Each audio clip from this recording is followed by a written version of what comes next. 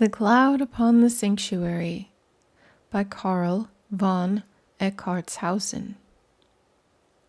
Translated with notes by Madame Isabel De Steiger. Published in 6 parts in the periodical The Unknown World, 1895.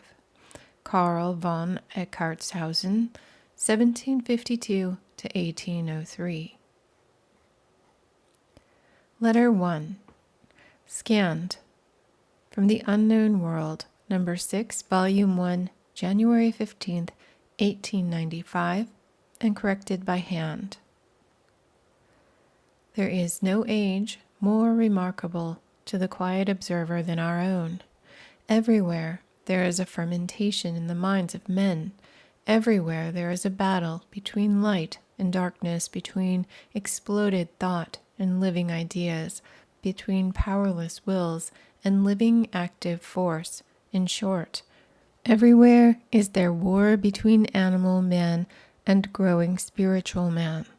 It is said that we live in an age of light, but it would be truer to say that we are living in an age of twilight. Here and there, a luminous ray pierces through the mists of darkness, but does not light to full clearness either our reason or our hearts. Men are not of one mind, scientists dispute, and where there is discord, truth is not yet apprehended. The most important objects for humanity are still undetermined. No one is agreed either on the principle of rationality or on the principle of morality or on the cause of the will. This proves that though we are dwelling in an age of light, we do not well understand what emanates from our hearts and what from our heads. Probably we should have this information much sooner if we did not imagine that we have the light of knowledge already in our hands, or if we would cast a look on our weakness and recognize that we require a more brilliant illumination. We live in the times of idolatry of the intellect. We place a common torchlight upon the altar and we loudly proclaim the aura that now daylight is really about to appear, and that the world is emerging more and more out of obscurity into the full day of perfection, through the arts, sciences, cultured taste, and even from a purer understanding of religion. Poor mankind!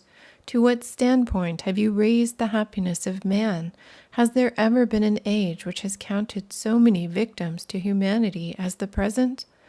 Has there ever been an age in which immorality and egotism have been greater or more dominant than in this one? The tree is known by its fruits. Mad men, with your imaginary natural reason, from whence have you the light by which you are so willing to enlighten others? Are not all your ideas borrowed from your senses, which do not give you the reality, but merely its phenomena? Is it not true that in time and space all knowledge is but relative? Is it not true that all which we call reality is but relative, for absolute truth is not to be found in the phenomenal world? Thus your natural reason does not possess its true essence, but only the appearance of truth and light. And the more this appearance increases and spreads, the more the essence of light inwardly fades, and the man confuses himself with this appearance and gropes vainly after the dazzling, phantasmal images he conjures. The philosophy of our age raises the natural intellect into independent objectivity and gives it judicial power. She exempts it from any superior authority, and she makes it voluntary, converting it into divinity by closing all harmony and communication with God. And this God, reason, which has no other law but its own, is to govern man and make him happy. Darkness able to spread light.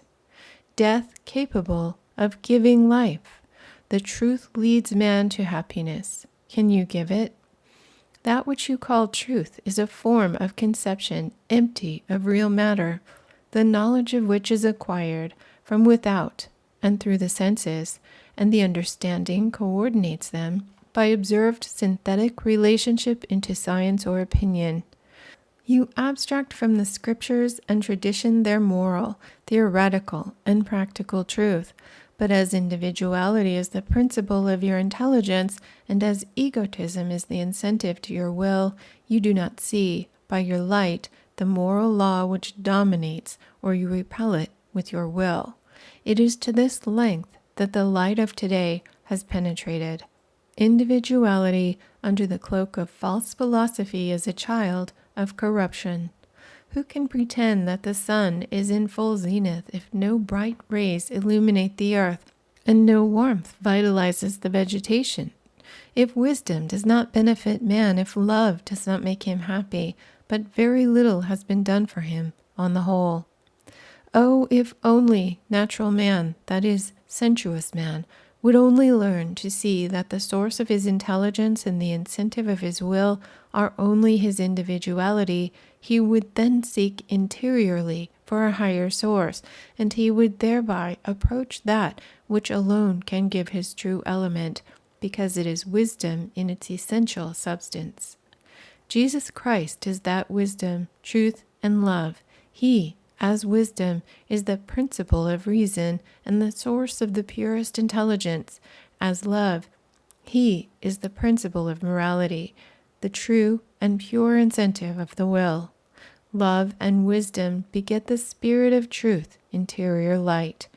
This light illuminates us and makes supernatural things objective to us. It is inconceivable to what depths of error a man falls when he abandons simple truths of faith by opposing his own opinions. Our century tries to decide by its brain intelligence wherein lies the principle or ground of reason and morality, or ground of the will.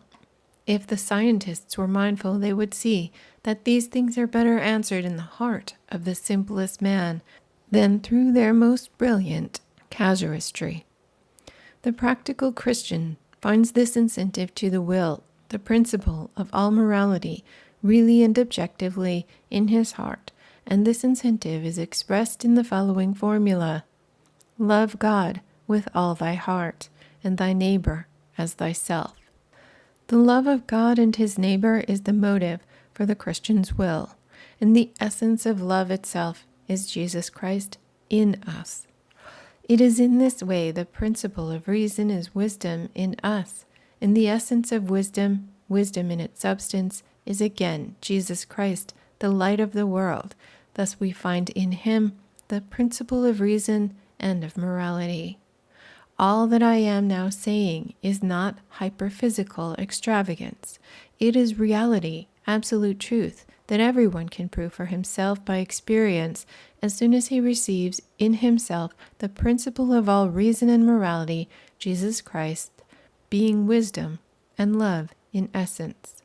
But the eye of the man of sensuous perception only is firmly closed to the fundamental basis of all that is true, and to all that is transcendental.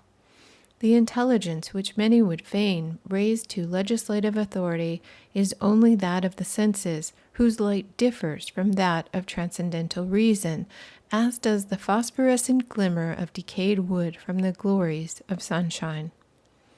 Absolute truth does not exist for sensuous man. It exists only for interior and spiritual man who possesses a suitable sensorium, or, to speak more correctly, who possesses an interior sense to receive the absolute truth of the transcendental world, a spiritual faculty which cognizes spiritual objects as objectively and naturally as the exterior senses perceive external phenomena. This interior faculty of the man spiritual, this sensorium for the metaphysical world, is unfortunately not known to those who cognize only outside of it, for it is a mystery of the kingdom of God. The current incredulity towards everything which is not cognized objectively by our senses is the explanation for the misconception of truths which are, of all, most important to man. But how can this be otherwise? In order to see, one must have eyes; to hear, one must have ears. Every apparent object requires its appropriate senses. So it is that transcendental objects require their sensorium, and this said sensorium is closed in most men.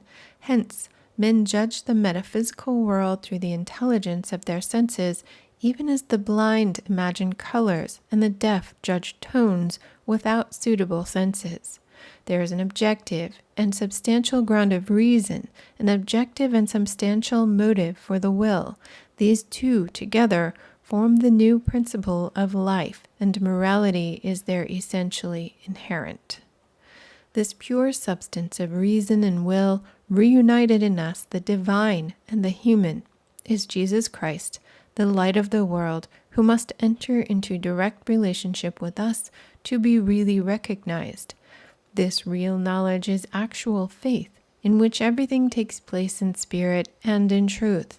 Thus one ought to have a sensorium fitted for this communication, an organized spiritual sensorium, a spiritual and interior faculty able to receive this light, but it is closed to most men by their senses. This interior organ is the intuitive sense of the transcendental world, and until this intuitive sense is effective in us, we can have no certainty of more lofty truths. This organism is naturally inactive since the fall, which degraded man to the world of physical senses alone. The gross matter which envelops this interior sensorium is a film which veils the internal eye, and therefore prevents the exterior eye from seeing into spiritual realms. This same matter muffles our internal hearing so that we are deaf to the sounds of the metaphysical world. It so paralyzes our spiritual speech that we can scarcely stammer words of sacred import, words we fully pronounce once, and by virtue of which we held authority over the elements and the external world. The opening of this spiritual sensorium is the mystery of the new man, the mystery of regeneration, and the vital union between God and man. It is the noblest object of religion on earth, that religion whose sublime goal is none other than to unite men with God in spirit and in truth.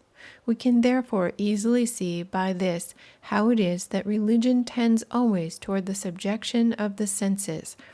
It does so because it desires to make the spiritual man dominant, in order that the spiritual or truly rational man may govern the man of sense. Philosophy feels this truth, only its error consists in not apprehending the true source of reason, and because she would replace it by individuality, by sensuous reason. As man has internally a spiritual organ and a sensorium to receive the true principle of divine wisdom, or a true motive for the will of divine love, he has also exteriorly a physical and material sensorium to receive the appearance of light and truth. As external nature can have no absolute truth, but only phenomenally relative, therefore human reason cannot cognize pure truth, it can but apprehend through the appearance of phenomena, which excites the lust of the eye, and in this, as a source of action, consists the corruption of sensuous man and the degradation of nature. This exterior sensorium in man is composed of frail matter, whereas the internal sensorium is organized fundamentally from incorruptible, transcendental, and metaphysical substance. The first is the cause of our depravity and our mortality, the second, the cause of our incorruptibility and our immortality. In the regions of material and corruptible nature, mortality hides immortality, therefore all our trouble results from corruptible mortal matter. In order that man should be released from this distress, it is necessary that the immortal, incorruptible principle which dwells within should expand and absorb the corruptible principle, so that the envelope of senses should be opened and man appear in his pristine purity. This natural envelope is a truly corruptible substance found in our blood, forming the fleshy bonds, binding our immortal spirits under the servitude of the mortal flesh. This envelope can be rent more or less in every man, and this places him in greater spiritual liberty and makes him more cognizant of the transcendental world. There are 3 different degrees in the opening of our spiritual sensorium. The first degree reaches to the moral plane only. The transcendental world energizes through us but by interior action called inspiration. The second and higher degree opens this sensorium to the reception of the spiritual and the intellectual, and the metaphysical world works in us by interior illumination. The third degree, which is the highest and most seldom attained, opens the whole inner man. It breaks the crust which fills our spiritual eyes and ears. It reveals the kingdom of spirit and enables us to see objectively metaphysical and transcendental sights. Hence, all visions are explained fundamentally. Thus, we have an internal sense of objectivity as well as externally. Only the objects and senses are different. Exteriorly, animal and sensual motives act in us, and corruptible sensuous matter energizes. Interiorly, it is metaphysical, an indivisible substance which gains admittance within the incorruptible and immortal essence of our spirit receives its influence. Nevertheless, generally things pass much in the same way interiorly as they do externally. The law is everywhere the same. Hence, as the spirit, or our internal man, has quite other senses and quite another objective sight from the rational man, one need not be surprised that it, the spirit, should remain an enigma for the scientists of our age, for those who have no objective sense of the transcendental and spiritual world. Hence, they measure the supernatural by the measurement of the senses. However, we owe a debt of gratitude toward the philosopher Kant for his view of the truths we have promulgated. Kant has shown incontestably that the natural reason can know absolutely nothing of what is supernatural, and that it can never understand analytically or synthetically, neither can it prove the possibility of the reality of love, spirit, or of the deity. This is a great truth, lofty and beneficial for our epoch, though it is true that St. Paul has already enunciated it. 1 Corinthians 2:24. But the pagan philosophy of Christian scientists has been able to overlook it up to Kant. The virtue of his truth is double. First, it puts insurmountable limits to sentiment, to the fanaticism and to the extravagance of carnal reason. Then it shows by dazzling contrast the necessity and divinity of revelation. It proves that our human reason, in its state of unfoldment, has no other objective source for the supernatural than revelation, the only source of instruction in divine things or of the spiritual world, the soul, and its immortality. Hence, it follows that without revelation it is absolutely impossible to suppose or conjecture anything regarding these matters.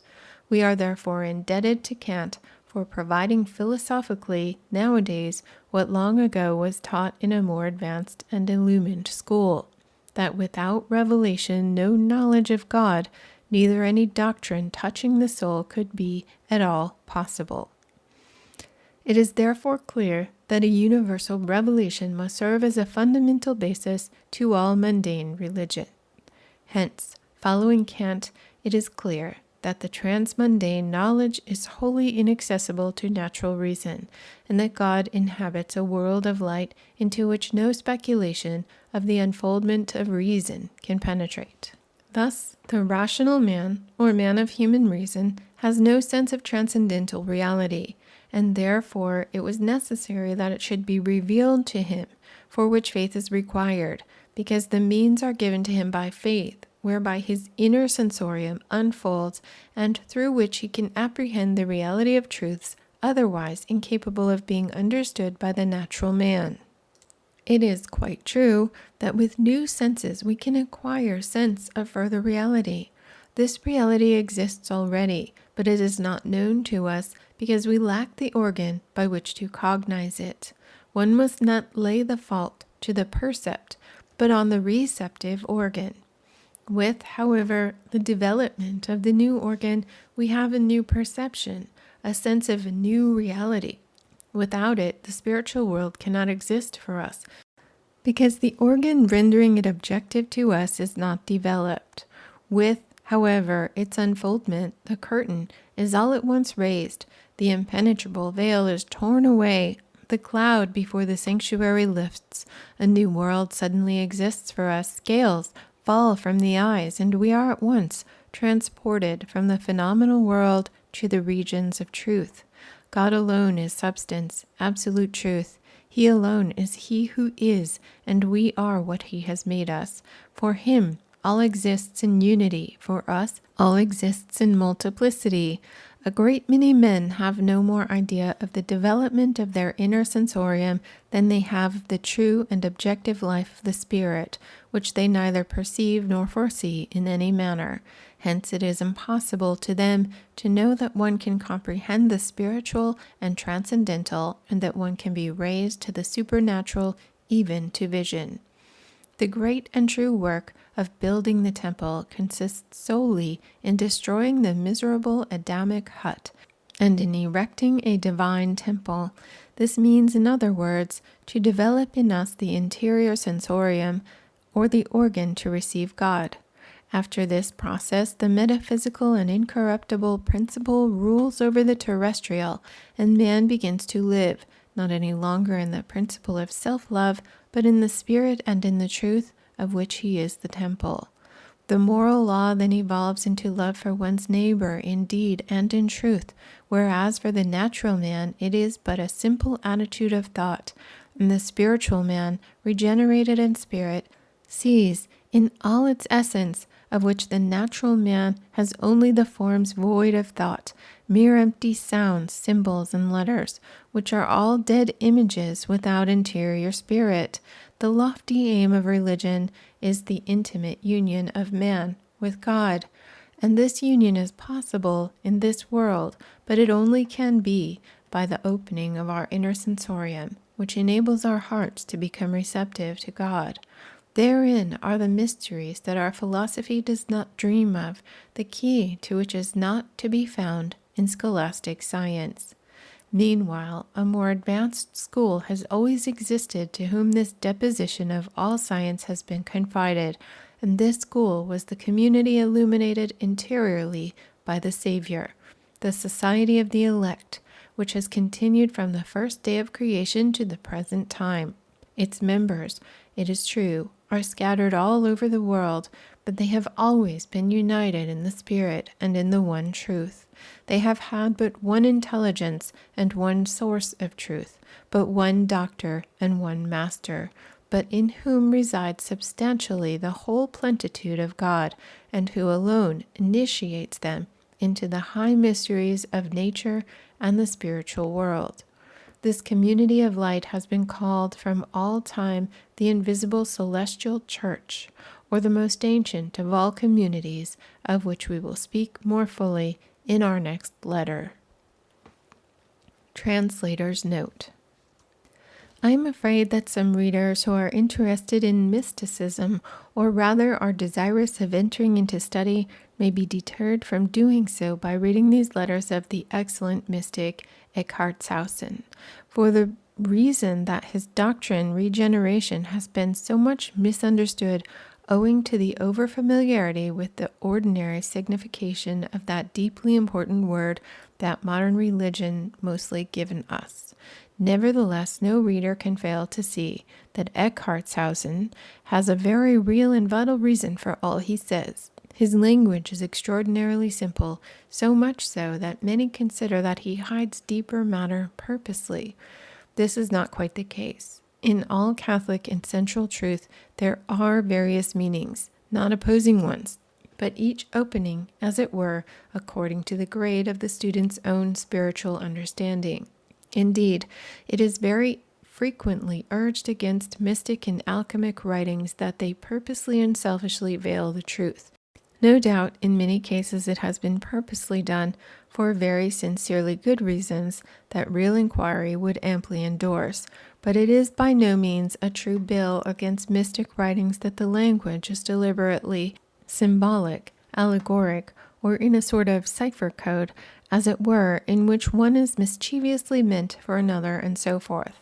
I have heard all alchemic works described, indeed once thought to myself, as a farrago of pure bosh. But we know, as most people nowadays who pretend to any philosophy at all, that there are other planes of nature besides the physical, and that mystic and alchemical writings are not generally dealing with physical or mental matters and nomenclature. They refer to higher planes of nature, and if a student is able to enter into higher planes, I understand that the terms and expressions all take simple and rightful place.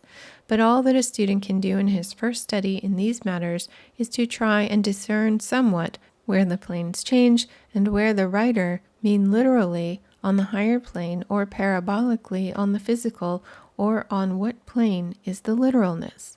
But most alchemic writing is hyperphysical. Origen says, "To the literal-minded or carnal, we teach the gospel in the historic or literal way, but to the proficients, fired with the love of divine wisdom, we impart the logos." Also, we must remember that these writers were spiritual giants, men who had gone through the vital process of regeneration, and who wrote to others in like condition, not to the carnal-minded or literal man, who have their spiritual sensorium, as Eckhartshausen calls it, still sealed. We are, therefore, grateful when a spiritual giant like Eckhartshausen writes, as he does, in simpler fashion, one more suitable to the plane of intellectuality on which we usually are. He tells us literally that man has fallen from his high estate, as we have all been taught in common Christianity, and he proceeds to point out the spiritual rationale whereby man may attain his former greatness. In doing so, he explains in a most suggestive manner the real value of the rites and ceremonies of Catholic Christendom, the Church, as he teaches, being the outer manifestation of that inner society, the nameless one, that society of the elect, which has always existed and must still exist for the protection of mankind. If this sacred circle, this celestial church, did not subsist, our earthly sinful churches could not exist. That they do is a proof of its holy guardianship. Eckhartshausen's letters on the subject explain of this position and are most instructive.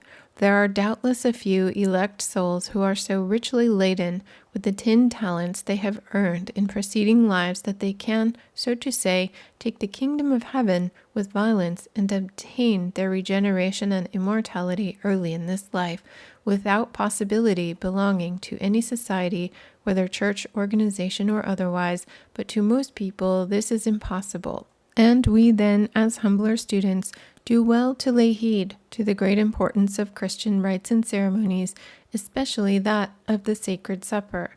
This is, of course, not new teaching to instructed Catholics, but I would respectfully suggest that Eckhartshausen does lead the understanding to higher ground and higher possibilities as a permitted initiate than church teaching generally can do, because Catholic doctrine cannot fully explain. It is her function only to enunciate ex cathedra as the legitimately authorized channel of communication. But certain writers, initiates, and regenerate men have special offices of instructors and explainers. Therefore, those people who have not the gift of faith to receive enunciated doctrine have indeed much to be thankful for, in that there are such writers who are permitted to explain the reason why of doctrine and dogma. To minds, then, who are not gifted with faith, or who have not attained to it, the writings of the mystics are priceless, as no doubt through them the student, who only commenced the quest through mere but honest curiosity and desire, if, however, he continue sincere and earnest, can, without doubt, rise not only to the region of faith, but in addition with a clear understanding, and he then is in a still better condition for further advancement. Mad is that person who, with the grace and gift of faith to commence with, has left his talent untouched. The cloud upon the sanctuary is written in 6 letters, and they show the meaning of revelation, the means whereby man can receive it, the supreme importance of man's regeneration, and the means whereby he can attain to it. And I may here say that a regenerated man in mystic phraseology is equivalent to Mahatma, or maybe more. In modern theosophic terms, it means a master, and until man attains to this rank, he is not able to fully recognize the master, so must always remain until that time outside the temple, not yet fit to enter within the sacred precincts and be hailed as a true builder by the master builder himself. Regeneration is, moreover, the only means by which he gains freedom from karma and is thenceforth freed from the circle of necessity or rebirth. There is one other matter to note, both in reading sacred writ and mystic writers, that if we find one meaning pretty clear throughout, we may conclude we have one key, but that is all, and because we understand the side of the truth is just the reason that we have not all the truth. If we keep this well in our minds, it will be a useful preventive against spiritual pride, for it will keep us always respectful to our brothers and sisters' versions of the matter. Nevertheless, there is something so real, so solid, so concrete in the presentment of mystic truth, that if that foundation be firmly realized, it is remarkable how much more easily the building is raised than we could imagine while wandering in the phantasmal regions of astral revelations, that realm of chaos out of and from which man has been lifted by being created rational man, but towards which he too easily returns on a retrograde course. We must also note that Eckhartshausen lived and wrote at a period of the French Revolution, at an era very similar to our own, in all but its sad consummation. Magic was the fashion, and quite as much as was known then on these matters as it is known now. There were spiritual circles, occult societies, brotherhoods, and a great searching into the hidden things of the spirit. We have St. Martin's valuable authority, that period, for thinking very highly of Eckhartshausen as a man who worked and thought centrally, and whose writings commanded his highest respect. Isabel De Steiger. End of Translator's Notes. Letter 2. Cloud upon the Sanctuary. Scanned from The Unknown World, Volume 2, Number 1, February 15th, 1895, and corrected by hand. It is necessary, my dear brothers in the Lord, to give you a clear idea of the interior church, of that illuminated community of God which is scattered throughout the world, but which is governed by one truth and united in one spirit. This enlightened community has existed since the first day of the world's creation, and its duration will be to the last day of time. This community possesses a school in which all who thirst for knowledge are instructed by the spirit of wisdom itself, and all the mysteries of God and of nature are preserved in the school for the children of light.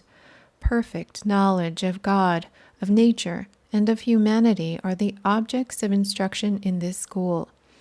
It is from her that all truths penetrate into the world. She is the school of prophets and of all who search for wisdom, and it is in this community alone that truth and the explanation of all mystery is to be found. It is the most hidden of communities, yet possesses members from many circles. Of such, this school. From all time there has been an exterior school based on the interior one, of which it is but the outer expression. From all time, therefore, there has been a hidden assembly, a society of the elect, of those who sought for and had capacity for light, and this interior society was called the interior sanctuary, or church. All that external church possesses in symbol, ceremony, or rite is the letter expressive outwardly of the spirit of truth residing in the interior sanctuary. Hence, this sanctuary, composed of scattered members, but tied by the bonds of perfect unity and love, has been occupied from the earliest ages in building the grand temple through the regeneration of humanity, by which the reign of God will be manifest. This society is in the communion of those who have most capacity for light, the elect.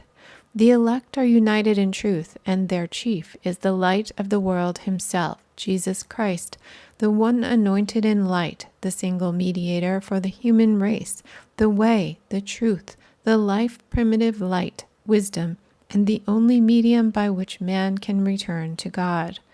The interior church was formed immediately after the fall of man and received from God at first hand the revelation of the means by which fallen humanity could be again raised to its rights and delivered from its misery.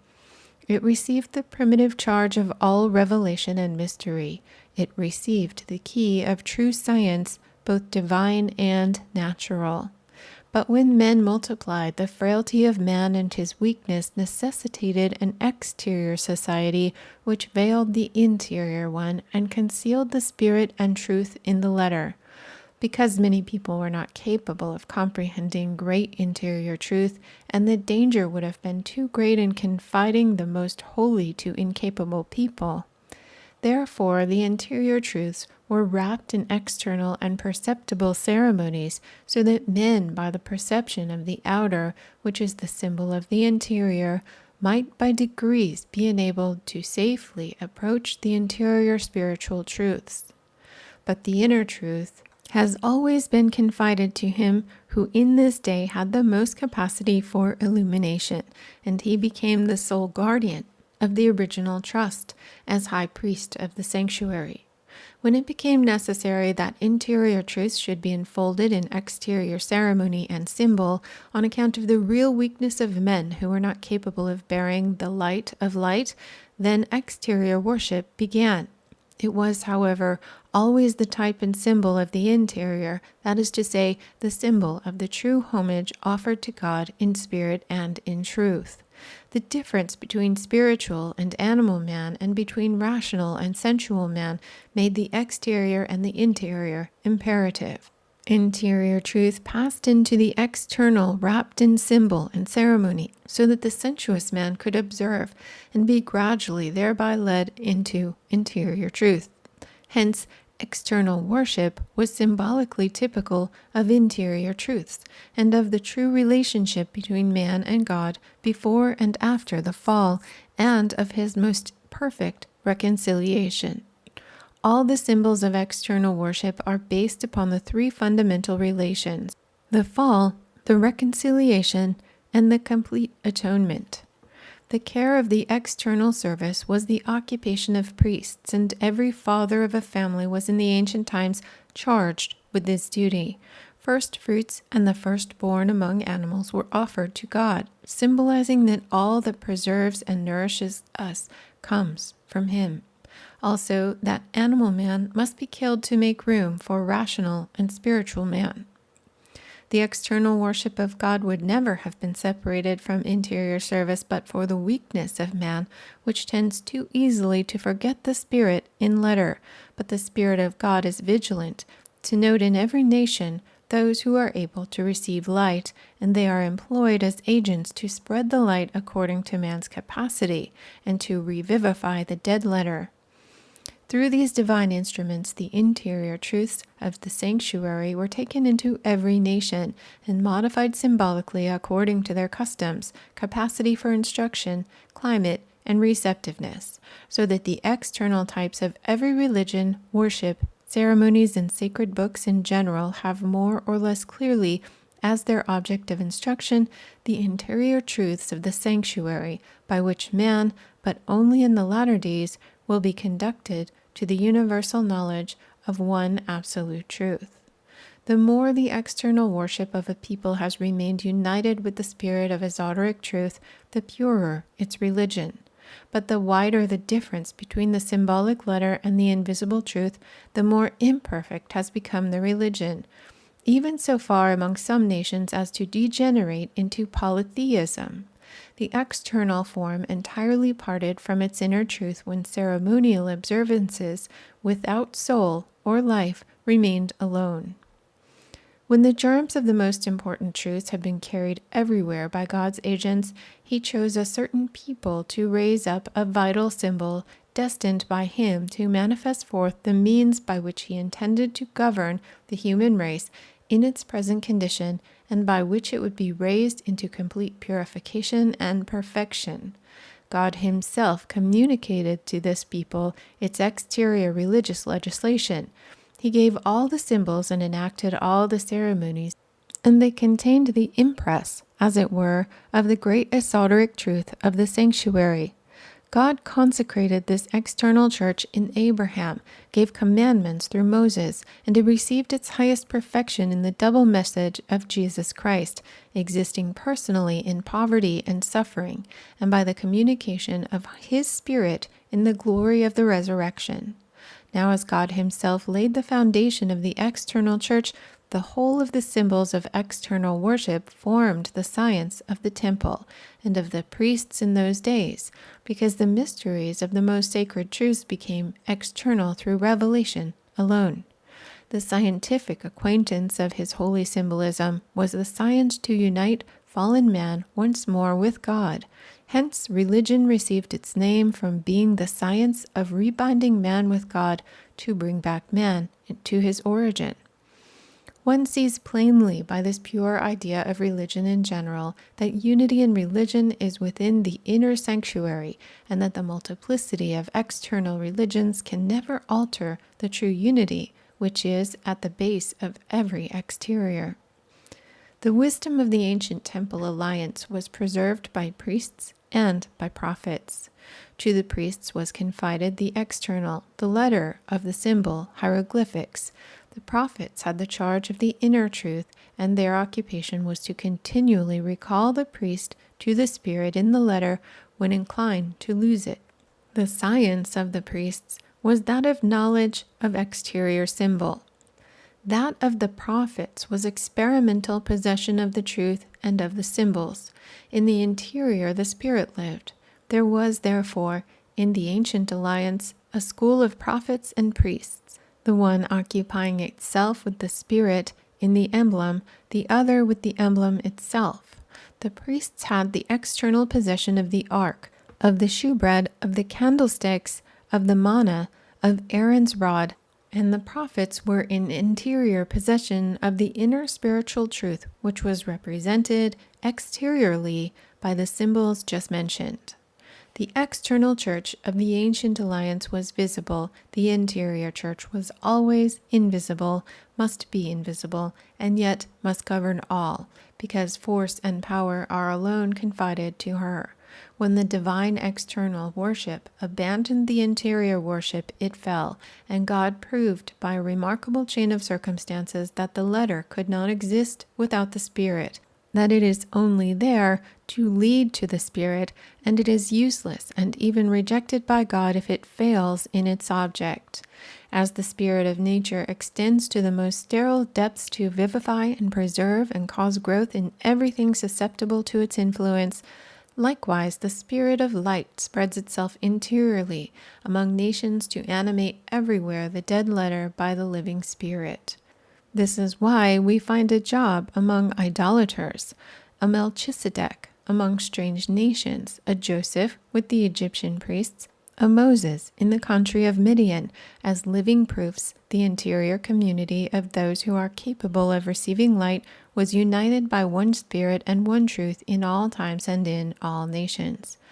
To these agents of light from the one inner community was united the chief of all agents, Jesus Christ himself, in the midst of time as royal priest, after the order of Melchizedek. The divine agents of the ancient alliance hitherto represented only specialized perfections of God. Therefore, a power movement was required which should show all at once, all in one. A universal type appeared which gave the real touch of perfect unity to the picture, which opened a fresh door and destroyed the number of the slavery of humanity. The law of love began when the image emanating from wisdom itself shewed to man all the greatness of his being, vivified him anew by every force, assured him of his immortality, and raised his intellectual status to that of being the true temple for the spirit. This chief agent of all, the Savior of the world, and a universal regenerator, claimed man's whole attention to the primitive truth, whereby he can preserve his existence and recover his former dignity. Through the conditions of his own abasement, he laid the base of the redemption of man, and he promised to accomplish it completely one day through his Spirit. He shewed also truly in part among his apostles all that should come to pass in the future to all the elect. He linked the chain of the community of light among the elect, to whom he sent the Spirit of truth, and confided to them the true primitive instruction in all divine and natural things, as a sign that he would never forsake his community. When the letter and symbolic worship of the external church of the ancient alliance had been realized by the incarnation of the Savior and verified in his person, new symbols became requisite for external use, which shewed us through the letter the future accomplishment of universal redemption.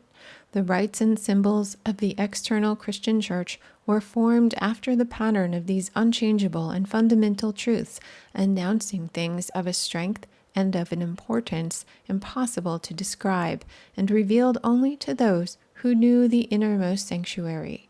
This sanctuary remains changeless, though external religion receives in the course of time and circumstances varied modification, entailing separation from the interior spirit which can alone preserve the letter. The profane idea of wishing to civilize all that is Christian and to Christianize all that is political changed the exterior edifice and covered with the shadow of death all that was interior light and life. Hence division and heresies and the spirit of sophistry ready to expound the letter when it had already lost the essence of truth. Current incredulity increased corruption to its utmost point, attacking the edifice of Christianity in its fundamental parts, and the sacred interior was mingled with the exterior, already enfeebled by the ignorance of weak man. Then was born deism.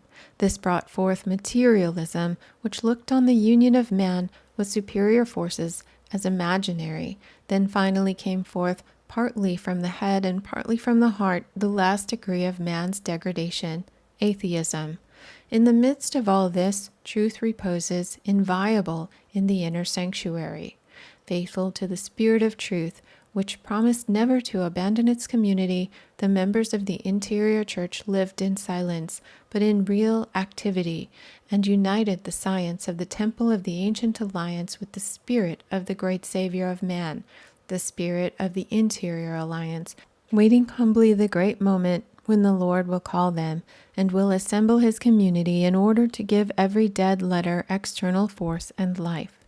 This interior community of light is the reunion of all those capable of receiving light as elect, and it is known as the communion of saints, the primitive receptacle for all strength and truth confided to it from all time. It alone, says St. Paul, is in the possession of the science of the saints. By it, the agents of God were formed in every age, passing from the interior to the exterior and communicating spirit and life to the dead letter, as already said. This illuminated community has been through time the true school of God's Spirit, and considered as school, it has its chair, its doctor, it possesses a rule for students, it has forms and objects for study, and, in short, a method by which they study. It has also its degrees for successive development to higher altitudes. The first and lowest degree consists in the moral good, by which the single will, subordinated to God, is led to God by the pure motive of willing with and to Jesus Christ, which it does through faith. The means by which the spirit of this school acts are called inspirations. The second degree consists in the rational intellectuality, by which the understanding of the man of virtue who is united to God is crowned with wisdom and the light of knowledge, and the means which the Spirit uses to produce this is called interior illumination. The third and highest degree is the entire opening of our inner sensorium, by which the inner man perceives objectively and really metaphysical verities. This is the highest degree when faith passes into open vision, and the means the Spirit uses for this are real visions. These are the 3 degrees of the school for true interior wisdom, that of the illuminated society. The same Spirit which ripens men for this community also distributes its degrees by the co-action of the ripened subject. This school of wisdom has been forever most secretly hidden from the world, because it is invisible and submissive solely to divine government. It has never been exposed to the accidents of time and to the weakness of man, because only the most capable were chosen for it, and the spirits who selected made no error. Through this school were developed the germs of all the sublime sciences, which were first received by external schools, then clothed in other forms, and hence degenerating. This society of sages communicated, according to time and circumstances, unto the exterior societies their symbolic hieroglyphs, in order to attract man to the great truths of their interior. But all exterior societies subsist through this interior one, giving them its spirit. As soon as external societies wish to be independent of the interior one and to transform a temple of wisdom into a political edifice, the interior society retires and leaves only the letter without the spirit. It is thus that secret external societies of wisdom were nothing but hieroglyphic screens, the truth remaining inviolable in the sanctuary so that she might never be profaned. In this interior society man finds wisdom, and with her all, not the wisdom of the world, which is but scientific knowledge, which revolves around the outside but never touches the center, in which is contained all strength, but true wisdom and men obeying her. All disputes, all controversies, all the things belonging to the false cares of this world, fruitless discussions, useless germs of opinions which spread the seeds of disunion, all error, schisms, and systems are banished. Neither calumny nor scandal are known. Every man is honored. Satire, that spirit which loves to make its neighbor smart, is unknown. Love alone reigns. Want and feebleness are protected, and rejoicings are made at the elevation and greatness which man acquires. We must not, however, imagine this society resembles any secret society, meeting at certain times, choosing its leaders and members, united by special objects. All societies, be what they may, can but come after this interior illuminated circle. This society knows none of the formalities which belong to the outer rings, the work of man. In this kingdom of power, all outward forms cease. God himself is the power always present. The best man of his times, the chief himself, does not always know all the members, but the moment when it is the will of God that he should accomplish any object, he finds them in the world with certainty to work for that purpose. This community has no outside barriers. He who may be chosen by God is as the first. He presents himself among others without presumption, and he is received by others without jealousy. If it be necessary that real members should meet together, they find and recognize each other with perfect certainty. No disguise can be used. Neither hypocrisy nor dissimulation could hide the characteristic qualities of this society. They are too genuine. All illusion is gone, and things appear in their true form. No one member can choose another. Unanimous choice is required. All men are called. The called may be chosen if they become ripe for entrance. Anyone can look for the entrance, and any man who is within can teach another to seek it, but only he who is fit can arrive inside. Unprepared men occasionally disorder in a community, and disorder is not compatible with the sanctuary. This thrusts out all who are not homogeneous. Worldly intelligence seeks this sanctuary in vain. Fruitless also will be the efforts of malice to penetrate these great mysteries. All is undecipherable to him who is not ripe. He can see nothing, read nothing in the interior. He who is ripe is joined to the chain, perhaps often where he thought least likely, and at a point of which he knew nothing himself. Seeking to become ripe should be effort of him who sees wisdom. But there are methods by which ripeness is attained, for in this holy communion is the primitive storehouse of the most ancient and original science of the human race, with the primitive mysteries also of all science. It is the unique and really illuminated community which is absolutely in possession of the key to all mystery, which knows the center and source of all nature and creation. It is a society which unites superior strength to its own and counts its members from more than one world. It is the society whose members form a theocratic republic, which one day will be the regent mother of the whole world. End of Letter 2. Translator's Note. There is an expression in the third paragraph which is puzzling. The literal translation would of course be many worlds, plusieurs mondes. The same word is also used in the last paragraph. It counts its members from more than one world. I confess I am at a loss to give the real meaning. Merely translating it, society, circle, set of people, would at once give it a sense of limitation. From all kindreds and peoples would seem the best way to convey the idea of an eclectic but universal choice. I can't think it conveys the meaning that another planet or world would imply. There is a paragraph in Carpenter's work, From Adam's Peak to Elephanta, which I must here mention. He says, apropos of the rites and ceremonies of a Hindu temple, the theory is that all the ceremonies have inner and mystic meanings, which meanings in due time are declared to those who are fit, and that thus temple, institutions, and ceremonies constitute a great ladder by which men can rise at last to those inner truths which lie beyond all formulas and are contained in no creed. This is exactly the arguments of Eckhartshausen, with the exception of the last phrase. As au contraire, he would say that creeds are quite different to formulas, creeds being synthetic enunciation of verities so shorn of all but the absolutely necessary words that no one but masters of theology can at all correctly enlarge them. However, the interesting part is the similar view of the importance of the outer ceremony on the part of the Hindu priests.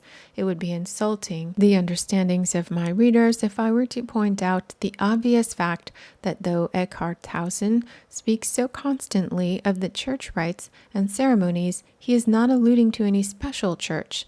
In the next letter, which is an extremely interesting one, the word temple is substituted for église.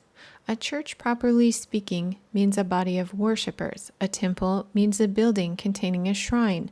This distinction is of importance. In France, the RC community called the Protestant places of worship temples, which according to their views they cannot be, as they would not consider that the Protestants have the sacred vessels or offices or anything really pertaining to a shrine.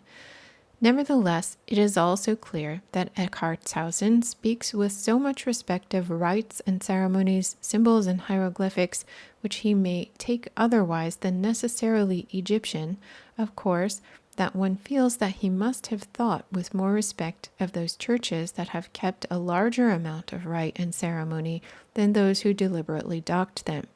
These latter emulated too soon the exalted condition of being beyond formulas, and so fell below it, the tendency of mankind in a natural condition being towards outer manifestation.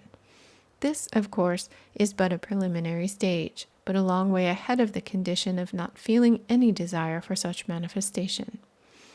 In speaking of the elect, we cannot be sufficiently careful not to fall into any error of thought on this matter by being influenced by any dregs of Calvinistic limitation. We cannot exalt our ideas on of the subject high enough, for in fact we do not know anything at all about who and what are the elect. Our mystic is certainly not writing on ordinary lines, neither to ordinary people. One may be inclined to say, "Oh, then it does not concern us." But it does, for we never know when we may turn from the ordinary into the extraordinary. All we have to do is our best. We certainly shall be in the light if we exalt all theology, especially as conveyed through the mystic writers, who seem to have the power of exalting the gold into still purer sublimation, only it is only in appearance, as high as our imagination will go. The possibility of reaching this region will always be open to us if we do not fall into the snare of imagining that we can easily experimentally arrive at this altitude. All the letters of Eckhartshausen point to a region of thought and action quite beyond recognized theology. We therefore infer that he and other mystics give us some of the information known to the inner sanctuary and not taught generally in the outer circle, that is, in the churches of Christendom. We must certainly read the words Christian mysteries between the lines. If we said they mean sacraments, especially of the Holy Supper, we should limit these mysteries to those that are acknowledged as such and given generally to Christian Europe. We must, all of us, see an advanced grade beyond the one which we, many of us, can achieve, a grade of high initiation which will open these mysteries to us, an attitude of thought which at least must command our respect, and which certainly, if faithfully maintained, would in itself do much to advance us. The fear of God is the beginning of wisdom. Wisdom, as Eckhartshausen points out, being something truly comprehensive. Translator Isabel De Steiger. Letter 3. Scanned from The Unknown World, Volume 2, Number 2, March 15th, 1895, and corrected by hand. The absolute truth lying in the center of mystery is like the sun. It blinds ordinary sight, and man sees only the shadow. The eagle alone can gaze at the dazzling light. Likewise, only the prepared soul can bear its luster. Nevertheless, the great something, which is the inmost of the holy mysteries, has never been hidden from the piercing gaze of him who can bear the light. God and nature have no mysteries for their children. They are caused by the weakness of our nature, unable to support light, because it is not yet organized to bear the chaste light of unveiled truth. This weakness is the cloud that covers the sanctuary. This is the curtain which veils the holy of holies. But in order that man may recover the veiled light, strength, and dignity, divinity bends to the weakness of its creatures and writes the truth that is interior and eternal mystery on the outside of things, so that man can transport himself through this to their spirit. These letters are the ceremonies or rituals of religion, which lead man to the interior life of union with God. Mystic hieroglyphs are these letters also. They are sketches and designs holding interior and holy truth. Religion and the mysteries go hand in hand to lead our brethren to truth. Both have for object the reversing and renewing of our natures. Both have for the end the rebuilding of a temple inhabited by wisdom and love, or God with man. But religion and the mysteries would be useless phenomena if divinity had not also accorded means to attain these great ends. But these means are only in the innermost of the sanctuary. The mysteries are required to build a temple to religion, and religion is required to unite man with God. Such is the greatness of religion, and such the exalted dignity of the mysteries from all time. It would be unjust to you, beloved brothers, that we should think that you have never regarded the holy mysteries in this real aspect, the one which shows them as the only means able to preserve in purity and integrity the doctrine of the important truths concerning God, nature, and man. This doctrine was couched in holy symbolic language, and truths which it contained, having been gradually translated among the outer circle into the ordinary languages of man, became in consequence more obscure and unintelligible. The mysteries, as you know, beloved brothers, promise things which are and which will remain always the heritage of but a small number of men. These are the mysteries which can neither be bought nor sold publicly, and can only be acquired by a heart which has attained to wisdom and love. He in whom this holy flame has been awakened lives in true happiness, content with everything, and in everything free. He sees the cause of human corruption and knows that it is inevitable. He hates no criminal, he pities him, and seeks to raise him who has fallen, and to restore the wanderer, because he feels, notwithstanding all the corruption In the whole, there is no taint. He sees with a clear eye the underlying truth and the foundation of all religion. He knows the source of superstition and of incredulity as being caused by modifications of truth which have not attained perfect equilibrium. We are assured, my esteemed brothers, that you consider the true mystic from this aspect, and that you will not attribute to his royal art that which the energy of some isolated individuals have made of this art. It is, therefore, with these views, which accord exactly with ours, that you will compare religion and the mysteries of the holy schools of wisdom to loving sisters who have watched over the good of mankind since the necessity of their birth.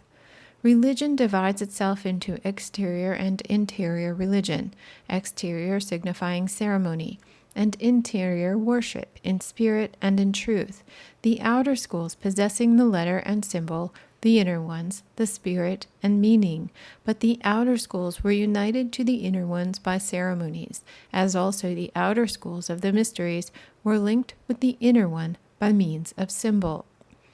Thus religion can never merely be ceremony, but hidden and holy mysteries penetrate through the symbol into the outer worship to prepare men properly for the worship of God in spirit and in truth. Very soon the night of symbol will disappear, the light will bring forth the day, and the mysteries, no longer veiled, will show themselves in the splendor of full truth. The vestibule of nature, the temple of reason, and the sanctuary of revelation will form but one temple. Thus the great edifice will be completed, the edifice which consists of the reunion of man, nature, and God. A perfect knowledge of man, of nature, and of God will be the lights which will enable the leaders of humanity to bring back from every side their wandering brothers, those who are led by the prejudices of reason, by the turbulence of passions, to the ways of peace and knowledge. We are approaching the period of light and the reign of wisdom and love, that of God, who is the source of light. Brothers of light, there is but one religion whose simple truth spreads in all religions like branches, returning through multiplicity into the unity of the tree. Sons of truth, there is but one order, but one brotherhood, but one association of men thinking alike in the one object of acquiring the light. From this center, misunderstanding has caused innumerable orders, but all will return from the multiplicity of opinions to the only truth and to true order, the association of those who are able to receive the light, the community of the elect. With this measure, all religions and all orders of man must be measured. Multiplicity is in the ceremony of the exterior, truth only in the interior. The right of these brotherhoods is in the variety of explanation of the symbols caused by the lapse of time, needs of the day, and other circumstances. The true community of light can be only one. The exterior symbol is the only sheath which holds the inner. It may change and multiply, but it can never weaken the truth of the interior. Moreover, it was necessary. We ought to seek it and try to decipher it, to discover the meaning of the spiritual interior. All errors, divisions, all misunderstandings in religion and in secret societies only concern the letter. What rests behind it remains always pure and holy. Soon the time for those who seek the light will be accomplished, or the day comes when the old will be united to the new, the outer to the inner, the high with the low, the heart with the brain, man with God, and this epoch is destined for present age. Do not ask, beloved brothers, why the present age? Everything has its time for being subject to time and space. It is in such wise according to the unvarying law of wisdom of God, who has coordinated all in harmony and perfection. The elect should first labor to acquire both wisdom and love in order to earn the gift of power, which unchangeable divinity gives only to those who know and those who love. Morning follows night, and the sun rises, and all moves on to full midday, where all shadows disappear in his vertical splendor. Thus the letter of truth must exist. Then comes the practical explanation, the truth itself. Only truth can comprehend truth. Then alone can the Spirit of truth appear, which sets the seals closing the light. He who now can receive the truth will understand. It is to you, much beloved brothers, you who labor to reach truth, you who have so faithfully preserved the hieroglyphics of the holy mysteries in your temple, it is to you that the first ray of truth will be directed. This ray will pierce through the cloud of mystery and will announce the full day and the treasure which it brings. Do not ask who those are who write to you. Look at the spirit, not the letter, the thing, not at persons. Neither pride nor self-seeking, neither does any unworthy motive exist in our retreats. We know the object and the destination of man, and the light which lights us works in all our actions. We are especially called to write to you, dear brothers of light, and that which gives power to our commission is the truth which we possess, and which we pass on to you on the least sign, and according to the measure of the capacity of each. Light is apt for communication, where there is reception and capacity, but it constrains no one, and waits its reception tranquility. Our desire, our aim, our office is to revivify the dead letter and to spiritualize the symbols, turn the passive into the active, death into life.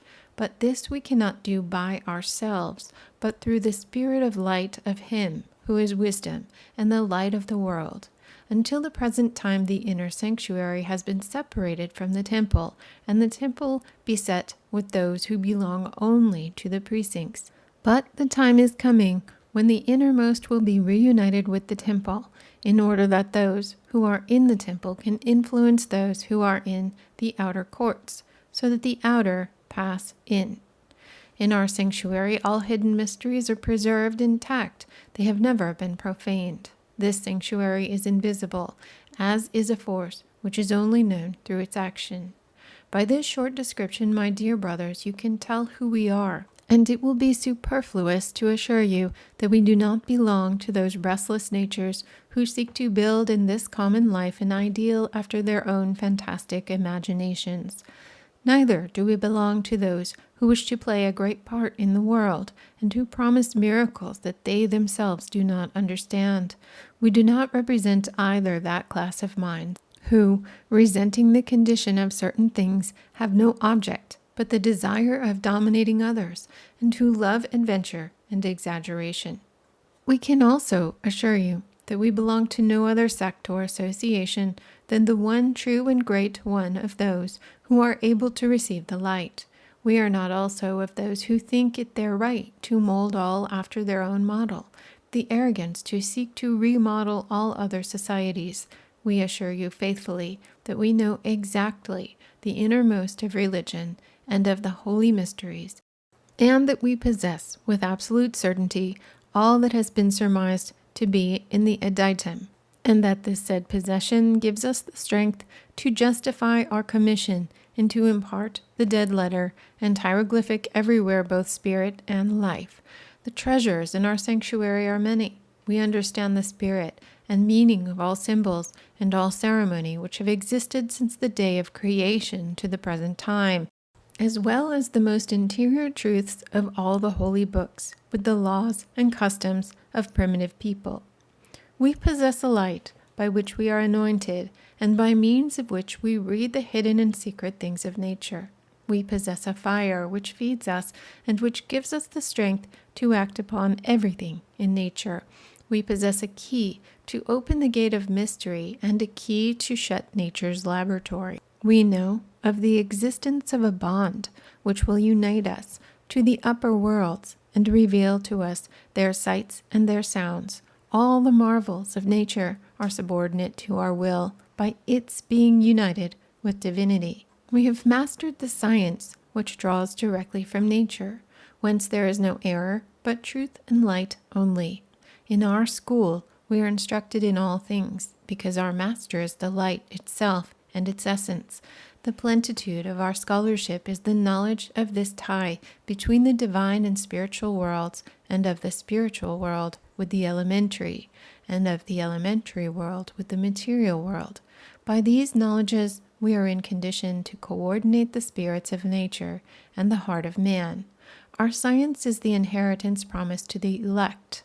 Otherwise, those who are duly prepared for receiving the light, and the practice of our science is in the completion of the divine union with the child of man.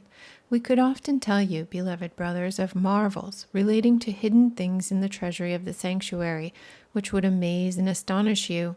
We could speak to you about our ideas concerning which the profoundest philosophy is as removed as the earth from the sun, but to which we are near being one with the light of the innermost. But our object is not to excite your curiosity, but to raise your desires to seek the light at its source, where your search for wisdom will be rewarded and your longing for love satisfied. For wisdom and love dwell in our retreats. The stimulus of their reality and of their truth is our magical power. We assure you that our treasures, though of infinite value, are concealed in so simple a manner that they entirely baffle the researches of opinionated science. And also, though these treasures would bring to carnal minds both madness and sorrow, nevertheless, they are, and they ever remain to us, the treasures of the highest wisdom. My best blessing upon you, O my brothers, if you understand these great truths. The recovery of the triple word and its power will be your reward. Your happiness will be in having the strength to help reunite man with man, and nature with God, which is the real work of every workman who has not rejected the cornerstone. Now we have fulfilled our trust, and we have announced the approach of full day, the joining of the inner sanctuary with the temple. We leave the rest to your own free will. We know well, to our bitter grief, that even as the Savior was not understood in his personality, but was ridiculed and condemned in his humility, likewise also his spirit, which will appear in glory, will also be rejected and despised by many. Nevertheless, the coming of his Spirit should be announced in the temples in order that these words should be fulfilled. I have knocked at your doors, and you have not opened them to me. I have called, and you have not listened to my voice. I have invited you to the wedding, but you are busy with other things. May the peace and the light of the Spirit be with you. End of Letter 3. Translator's Note. It appears to me that it is most necessary to bear in mind, while reading the above, that as a rule all mystic writing is, so to speak, synthetic. This seems a contradiction somewhat to the continual repetition of very similar words and ideas. It is, however, synthetic in this respect, that though apparently diffuse, it is in reality condensed to the utmost. There can be no manner of doubt that the author of the letters is addressing readers and hearers who are already much advanced in philosophy.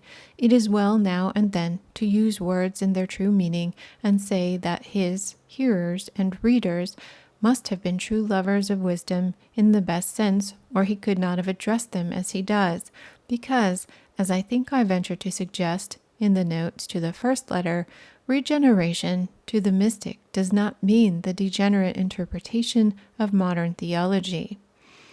The royal art hinted at in these letters is well called royal, as it is neither more nor less than a close imitation, under the inspiration of God's wisdom, of the creative power itself, or rather the recreation of man back to his original royal standpoint.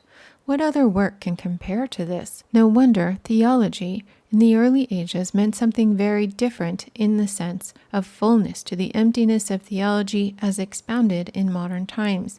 This indeed does hold the original letter, but the wonders lying behind it wait now for the true priest to decipher. This royal art may be taken as pertaining to the Christian mysteries, which Eckhartshausen speaks of with such deep respect and reverence as being the inner sanctuary. In that inner sanctuary, where we may surmise none but the elect or the recreated could enter. No wonder the prayers of such men ascended with sweet savor to the Master. No wonder the work of such men was efficacious, as for century to century they worked on in order and knowledge towards the greater consummation. When the end was achieved, and the temple in its perfection manifested as the first fruits so that all who were ready saw, and all who were ready heard, for the day of the Gentiles had arrived. Eckhartshausen is therefore addressing the modern descendants in his day of those elect men who, coming after consummation, could never achieve again the same work, but who had entered into the mysteries and whose duty was to protect and cherish them. And to all followers, however remote they may have been in his day and in our days from the special elect at the great period of the Church, is the same work given. His synthetic language, therefore, is really addressed to minds already in good possession of a vast quantity of knowledge, to whom it was not necessary to do more than point the discourse by short, direct, condensed description, for it is very clear that except in inculcating respect to the service of religion, there is very little that would be directly teaching to an ordinary theological student, who, we will suppose, reads his exhortation with no knowledge of what interior process really meant. Indeed, it would seem to such rather assumption and assertion, especially the latter part, where Eckhartshausen, speaking in the plural, directly affirms his transcendental position with no explanation as to how and why. It is clear, therefore, that he is addressing real students of the mysteries, and that whoever is fortunate enough to be a real student, to such the language will be sufficiently illuminative. If they were empty and inflated claims, it is certain that his letters would long ago have been repudiated as worthless, but we know that the contrary has been the case, and that no contradictions on his own grounds have ever been made. One must notice also that in this letter, after speaking chiefly of the Church in the previous letters, it is the temple that is generally referred to. Does it not all point to a conclusion, which I fancy all students of these matters agree to, that the Church, whether Eastern or Western, is meant as being the receptacle for the letter, the enunciator of the synthesized, unchangeable doctrine, and whose religion lies in the symbol and hieroglyph, whereas it is reserved for another order, that of the temple, or the redeemed men within the Church, to hold the mystery therein concealed, forming the nameless society which is made up from chosen, i.e. capable, men and women out of the inner societies which have always existed as circles within more and more nearly approaching the sacred center. All mystics exhort students to respect and revere the religion in which they are born, being, as Eckhartshausen so repeatedly points out, the standpoint from which more interior journey can alone be safely made. The word mystery is often most annoying to some minds, as is also the continually holding out of apparently vague and elusive hopes and expectations. Eckhartshausen especially says he does not wish to awaken curiosity.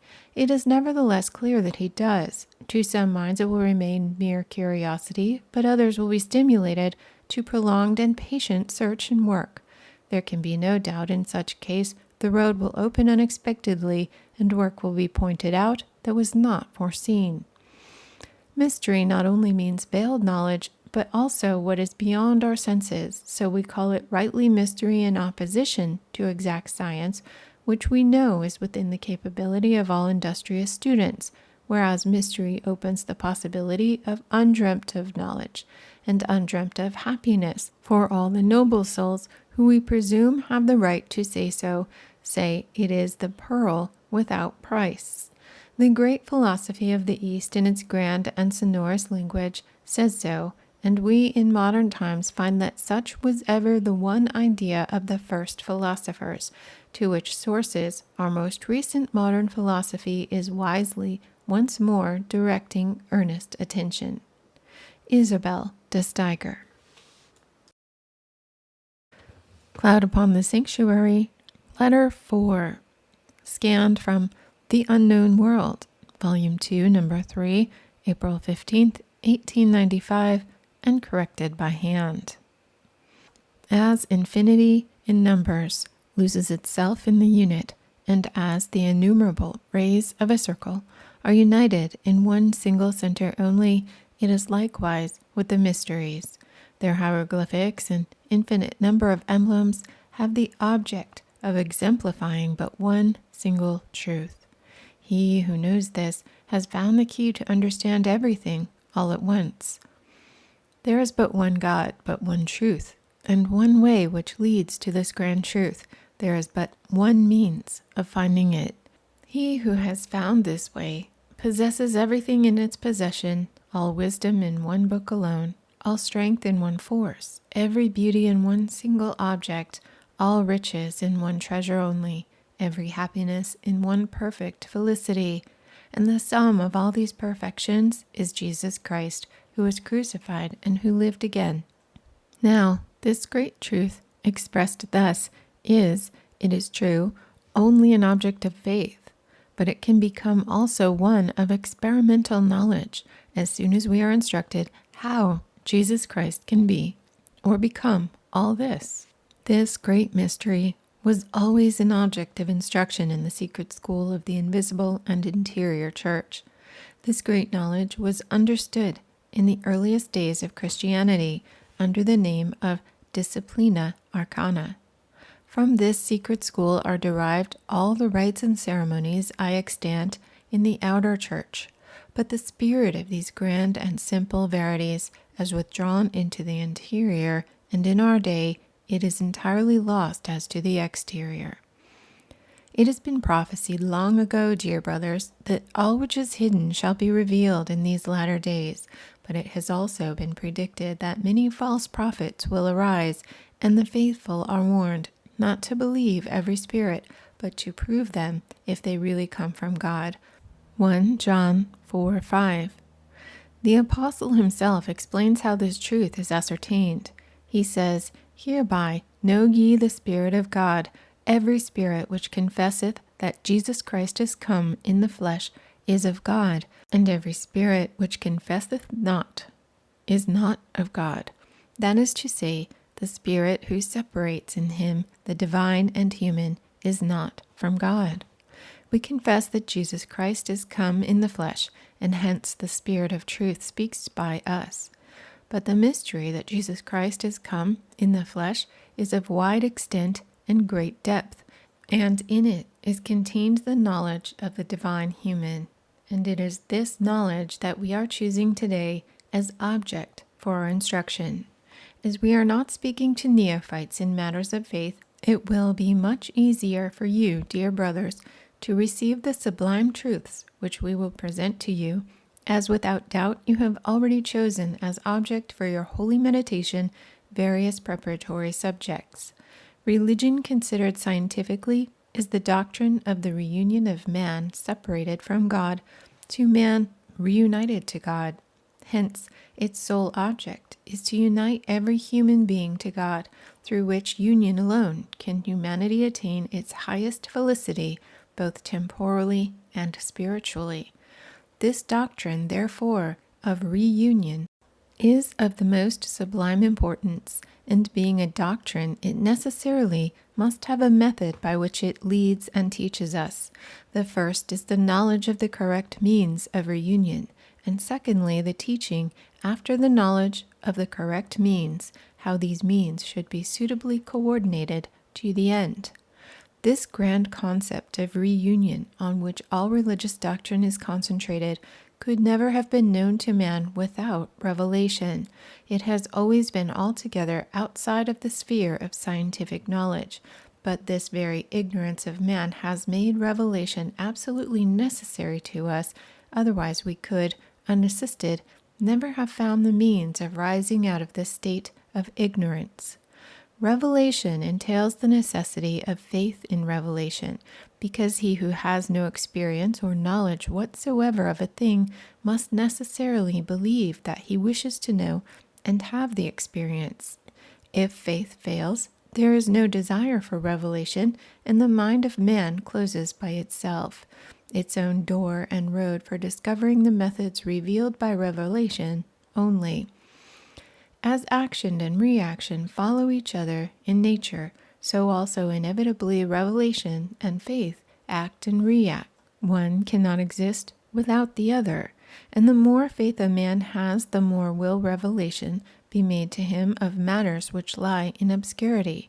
It is true, and very true, that all the veiled truths of religions, even those heavily veiled ones, the most difficult ones to us, will one day be revealed and justified before a tribunal of the most rigid justice. But the weakness of men, the lack of penetration in perceiving the relation and correspondence between physical and spiritual nature, requires that the highest truths should only be imparted gradually.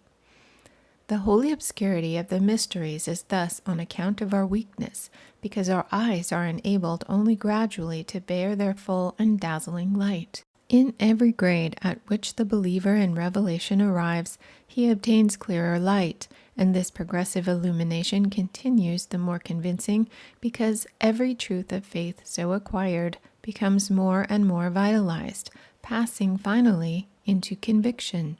Hence, faith is founded on our weakness and also on the full light of revelation, which will, in its communication with us, direct us according to our capabilities to the gradual understanding of things, so that in due order the cognizance of the most elevated truths will be ours. Those objects which are quite unknown to human sense are necessarily belonging to the domain of faith. Man can only adore and be silent, but if he wishes to demonstrate matters which cannot be manifested objectively, he necessarily falls into error. Man should adore and be silent, therefore, until such time arrives when these objects in the domain of faith become clearer and therefore more easily recognized. Everything proves itself by itself as soon as we have acquired the interior experience of the truths revealed through faith, so soon as we are led by faith to vision, that is to say, to full cognizance. In all time have there been men illuminated of God who had this interior knowledge of the things of faith demonstrated objectively either in full or partly, according as the truths of faith passed into their understanding or their hearts. The first kind of vision was called divine illumination. The second was entitled divine inspiration. The inner sensorium was opened in many to divine and transcendental vision, called ecstasy, because this inner sensorium was so enlarged that it entirely dominated the outer physical senses. But this kind of man is always inexplicable, and he must remain such always to the man of mere sense, who has no organs receptive to the transcendental and supernatural. The natural man receiveth not the things of the Spirit of God, for they are foolishness unto him, and he cannot know them, because they are spiritually judged. 1 Corinthians 11:14. Because his spiritual senses are not open to the transcendental world, so that he can have no more objective cognizance of such world than a blind man has of color. Thus the natural man has lost these interior senses, or rather, the capacity for their development is neglected, almost to atrophy. Thus, mere physical man is, in general, spiritually blind, one of the further consequences of the fall.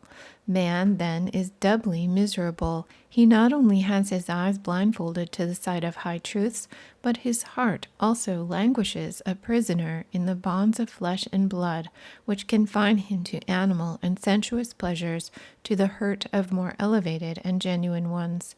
Therefore we are slaves to concupiscence, to the domination of tyrannical passions, and therefore do we drag ourselves as paralyzed sufferers, supported on crutches, the one crutch being the weak one of mere human reason, the other sentiment, the one daily giving us appearance instead of reality, the other making us constantly choose evil, imagining it to be good.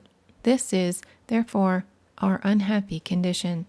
Men can only be happy when the bandage which intercepts the true light falls from their eyes, and when the fetters of slavery are loosened from their hearts. The blind must see, the lame must walk, before happiness can be understood. But the great and all-powerful law to which the felicity or happiness of man is indissolubly attached is the one following: Man, let reason rule over your passions. For ages has man striven to teach and to preach, with, however, the result, after so many centuries, of but the blind always leading the blind. For in all the foolishness of misery into which we have fallen, we do not yet see that man wants more than man to raise us from this condition. Prejudices and errors Crimes and vices only change from century to century. They are never extirpated from humanity. Reason without illumination flickers faintly in every age in the heavy air of spiritual darkness. The heart, exhausted with passions, is also the same century after century. There is but one who can heal these evils, but one who is able to open our inner eyes, but one who can free us from the bonds of sensuality.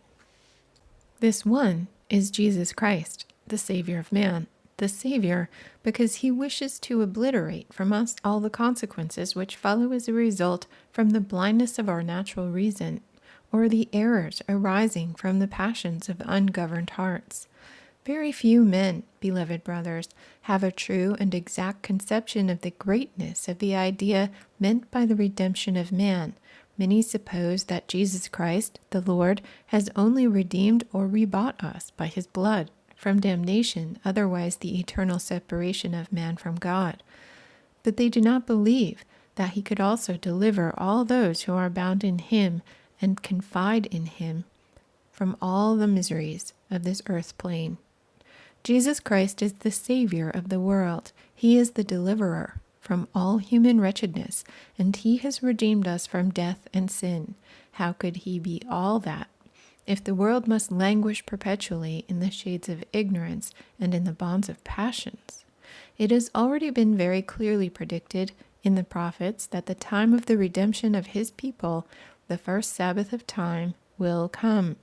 Long ago ought we have to acknowledged the most consolatory promise, but the want of the true knowledge of God, of man, and of nature has been the real hindrance which has always obstructed our sight of the great mysteries of the faith. You must know, my brothers, that there is a dual nature, one pure, spiritual, immortal, and indestructible, the other impure, material, mortal, and destructible. The pure nature was before the impure. This latter originated solely through the disharmony and disproportion of substances which form destructible nature. Hence, nothing is pertinent until all disproportions and dissonances are eradicated, so that all remains in harmony. The incorrect conception regarding spirit and matter is one of the principal causes which prevent many verities of faith from shining in their true luster. Spirit is a substance, an essence, an absolute reality. Hence, its properties are indestructibility, uniformity, penetration, indivisibility, and continuity. Matter is not a substance, it is an aggregate. Hence, it is destructible, divisible, and subject to change. The metaphysical world is one really existing, perfectly pure and indestructible, whose center we call Jesus Christ, and whose inhabitants are known by the names of angels and spirits. The physical world is that of phenomena, and it possesses no absolute truth. All that we call truth here is but relative, the shadow and phenomena only of truth. Our reason here borrows all its ideas from the senses, hence they are lifeless and dead. We draw everything from the external objectivity, and our reason is like an ape who imitates what nature shows him outwardly. Thus, the light of the senses is the principle of our earthly reason, sensuality the motive for our will, tending therefore to animal wants and their satisfaction. It is true, however, that we feel higher motives imperative, but up to the present we do not know either where to seek or where to find. In this world, everything is corruptible. It is useless to seek here for a pure principle of reason and morality or motive for the will. This must be sought for in a more exalted world, there where all is pure and indestructible, where there reigns a being all wisdom and all love. Thus the world neither can nor will become happy until this real being can be received by humanity in full and become its all in all. Man, dear brothers, is composed of indestructible and metaphysical substance, as well as of material and destructible substance, but in such a manner that the indestructible and eternal is, as it were, imprisoned in the destructible matter. Thus, two contradictory natures are comprehended in the same man. The destructible substance enchains us to the sensible, the other seeks to deliver us from these chains and to raise us to the spiritual. Hence the incessant combat between good and evil. The fundamental cause of human corruption is to be found in the corruptible matter from which man is formed, for this gross matter oppresses the action of the transcendental and spiritual principle, and it is the true cause, hence, of the blindness of our understanding and the errors of our inclinations. The fragility of a china vessel depends upon the clay from which it is formed. The most beautiful form that clay of any sort is able to receive must always remain fragile, because the matter of which it is formed is also fragile. Thus do men remain likewise frail, notwithstanding all our external culture. When we examine the cause of the obstacles keeping the natural man in such deep abasement, they are found in the grossness of matter, in which the spiritual part is, as it were, buried and bound. The inflexibility of fibers, the immovability of temperaments that would wish to obey the refined stimulation of the spirit are, as it were, the material chains which bind them, preventing in us the action of the sublime functions of which the spirit is capable. The nerves and fluidity of the brain can only yield us rough and obscure notions derived from phenomena, and not from truth and the things themselves, and as we cannot, by the strength of our thinking powers alone, have sufficient balance to oppose representations strong enough to counteract the violence of external sensation, the result is that we are governed by our sensations, and the voice of reason which speaks softly internally is deafened by the tumultuous noise of the elements which keep our mechanism going. It is true that reason strains to raise itself above this uproar, and wishes to decide the combat, seeking to restore order by the light and force of its judgment. But its action is only like the rays of the sun constantly hidden by the clouds. The grossness of all matter in which the material man consists, and the tissue of the whole edifice of his nature, is the cause of that disinclination which holds the soul in continual imperfection. The heaviness of our thinking power in general is consequent upon the dependence upon gross and unyielding matter, this same matter forming the true bonds of the flesh, and is the true source of all error and vice. Reason, which should be an absolute legislator, is continually slave to sensuality, which raises itself as regent, and, governing the reason that is drooping in chains, follows its own desires.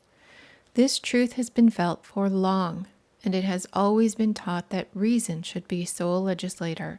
It should govern the will and never be governed itself. Great and small feel this truth, but no sooner is it desired to put it in execution that the animal will vanquish reason, and then the reason subjugates the animal will. And thus, in every man the victory and defeat are alternate. Hence, this power and counterpower are the cause of this perpetual oscillation between good and evil, or the true and the false. If man wishes to be led to the true in such manner that we can only act after the laws of reason, and from the purified will, it is absolutely necessary to constitute the pure reason sovereign in man.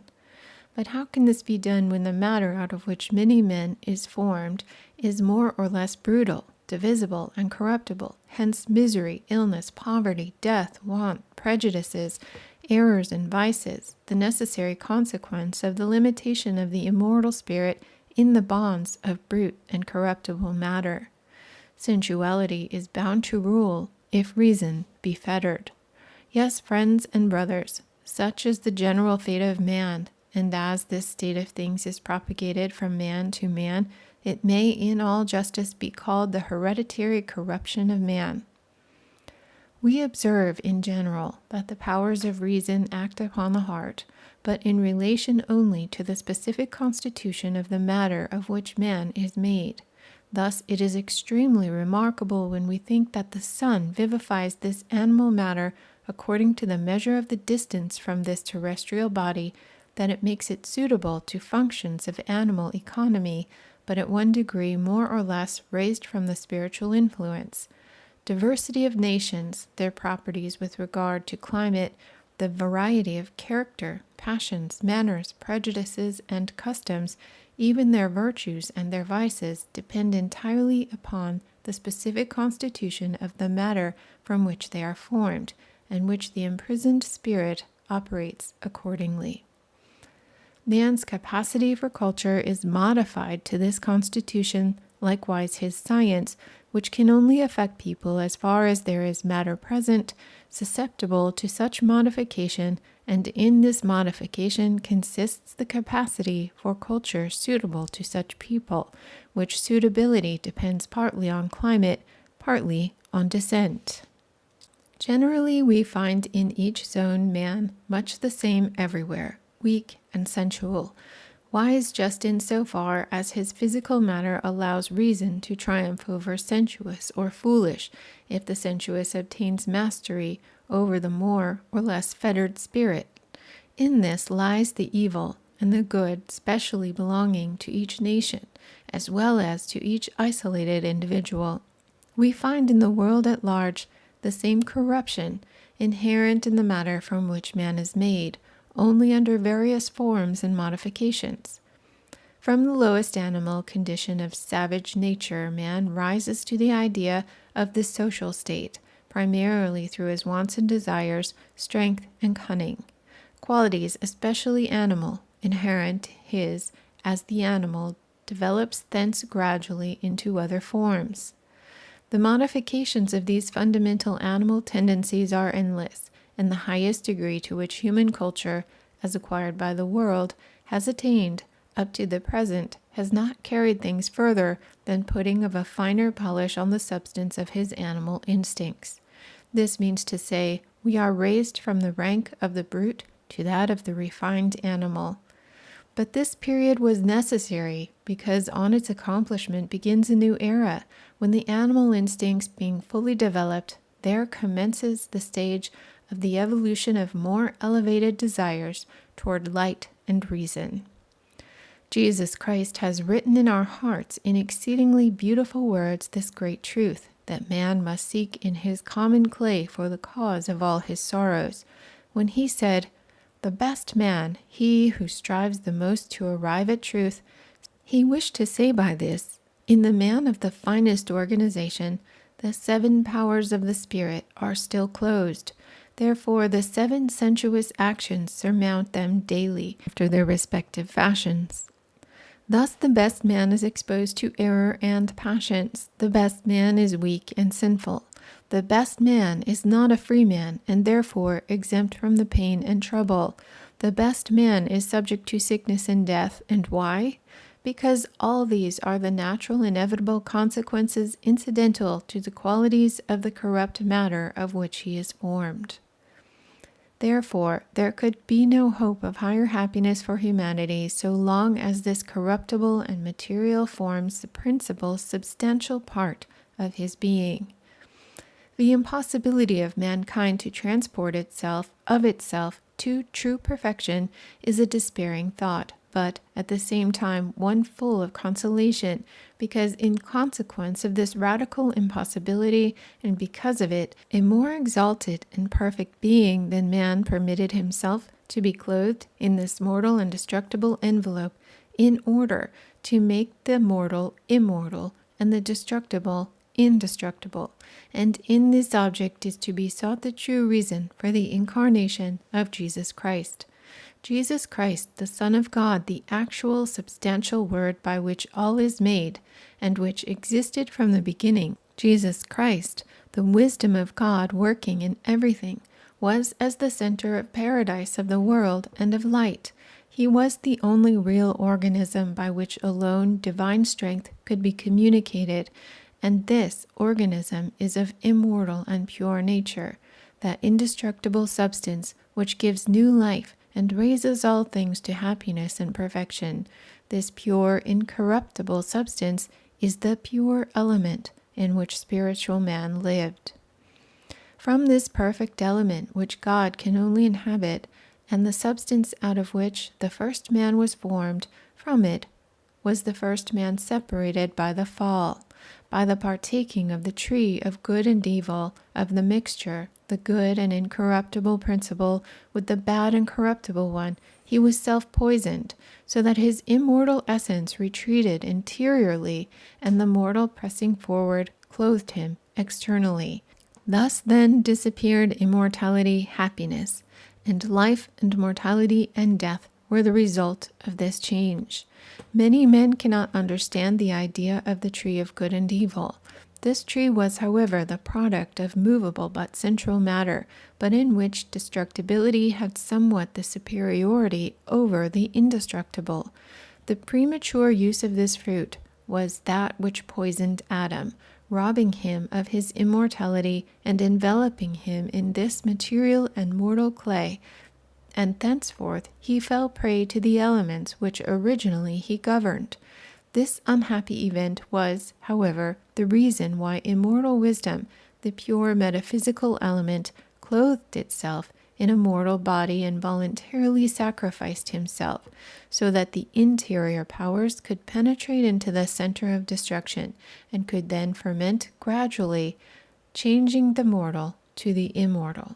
Thus, when it came about quite naturally that immortal man became subject to mortality through the enjoyment of mortal matter, it also happened quite naturally that mortal man could only recover his former dignity through the enjoyment of immortal matter.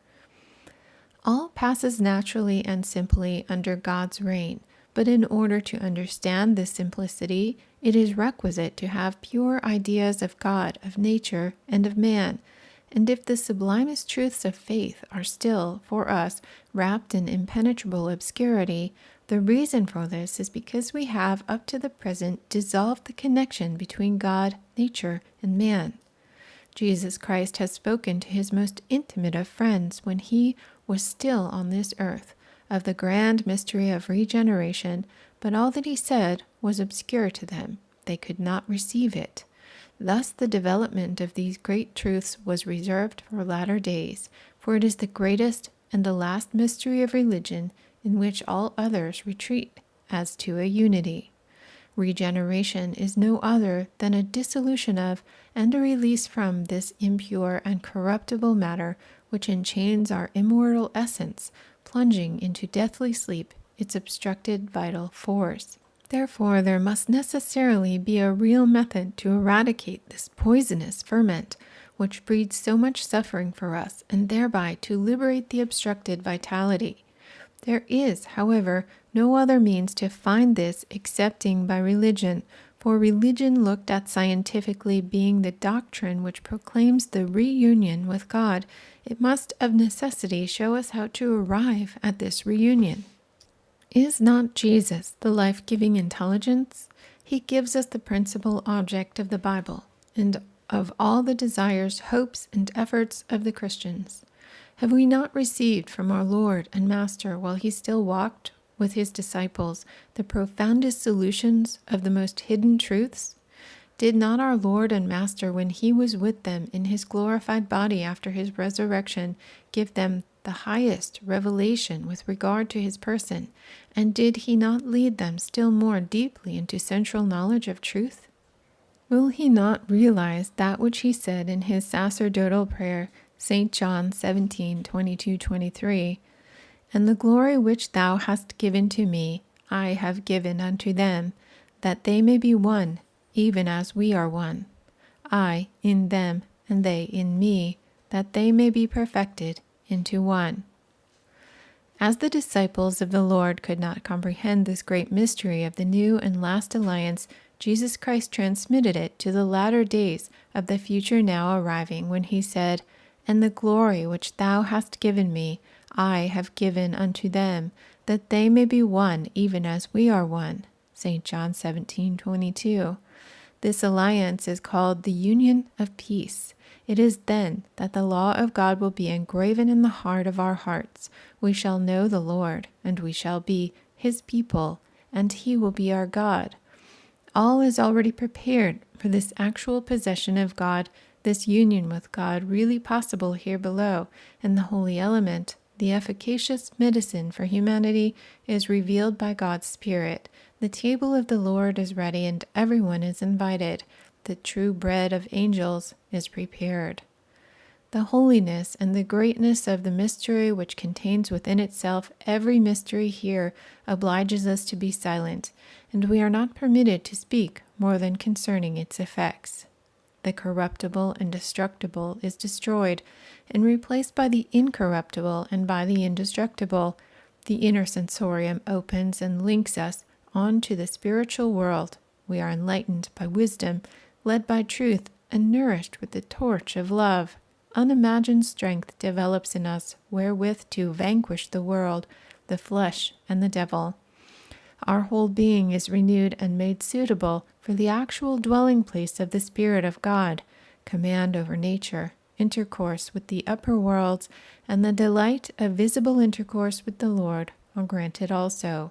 The hoodwink of ignorance falls from our eyes, the bonds of sensuality break, and we rejoice in the liberty of God's children. We have told you the chiefest and most important fact. If your heart, having the thirst for truth, has laid hold on the pure ideas that you have gathered from all this, and have received in its entirety the grandeur and the blessedness of the thing itself as object of desire, we will tell you further. May the glory of the Lord and the renewing of your whole being be meanwhile the highest of your hopes. End of letter 4. Translator's notes. It is of course evident that Eckhartshausen is addressing two orders of mind, the reference to the Christian mysteries implying this.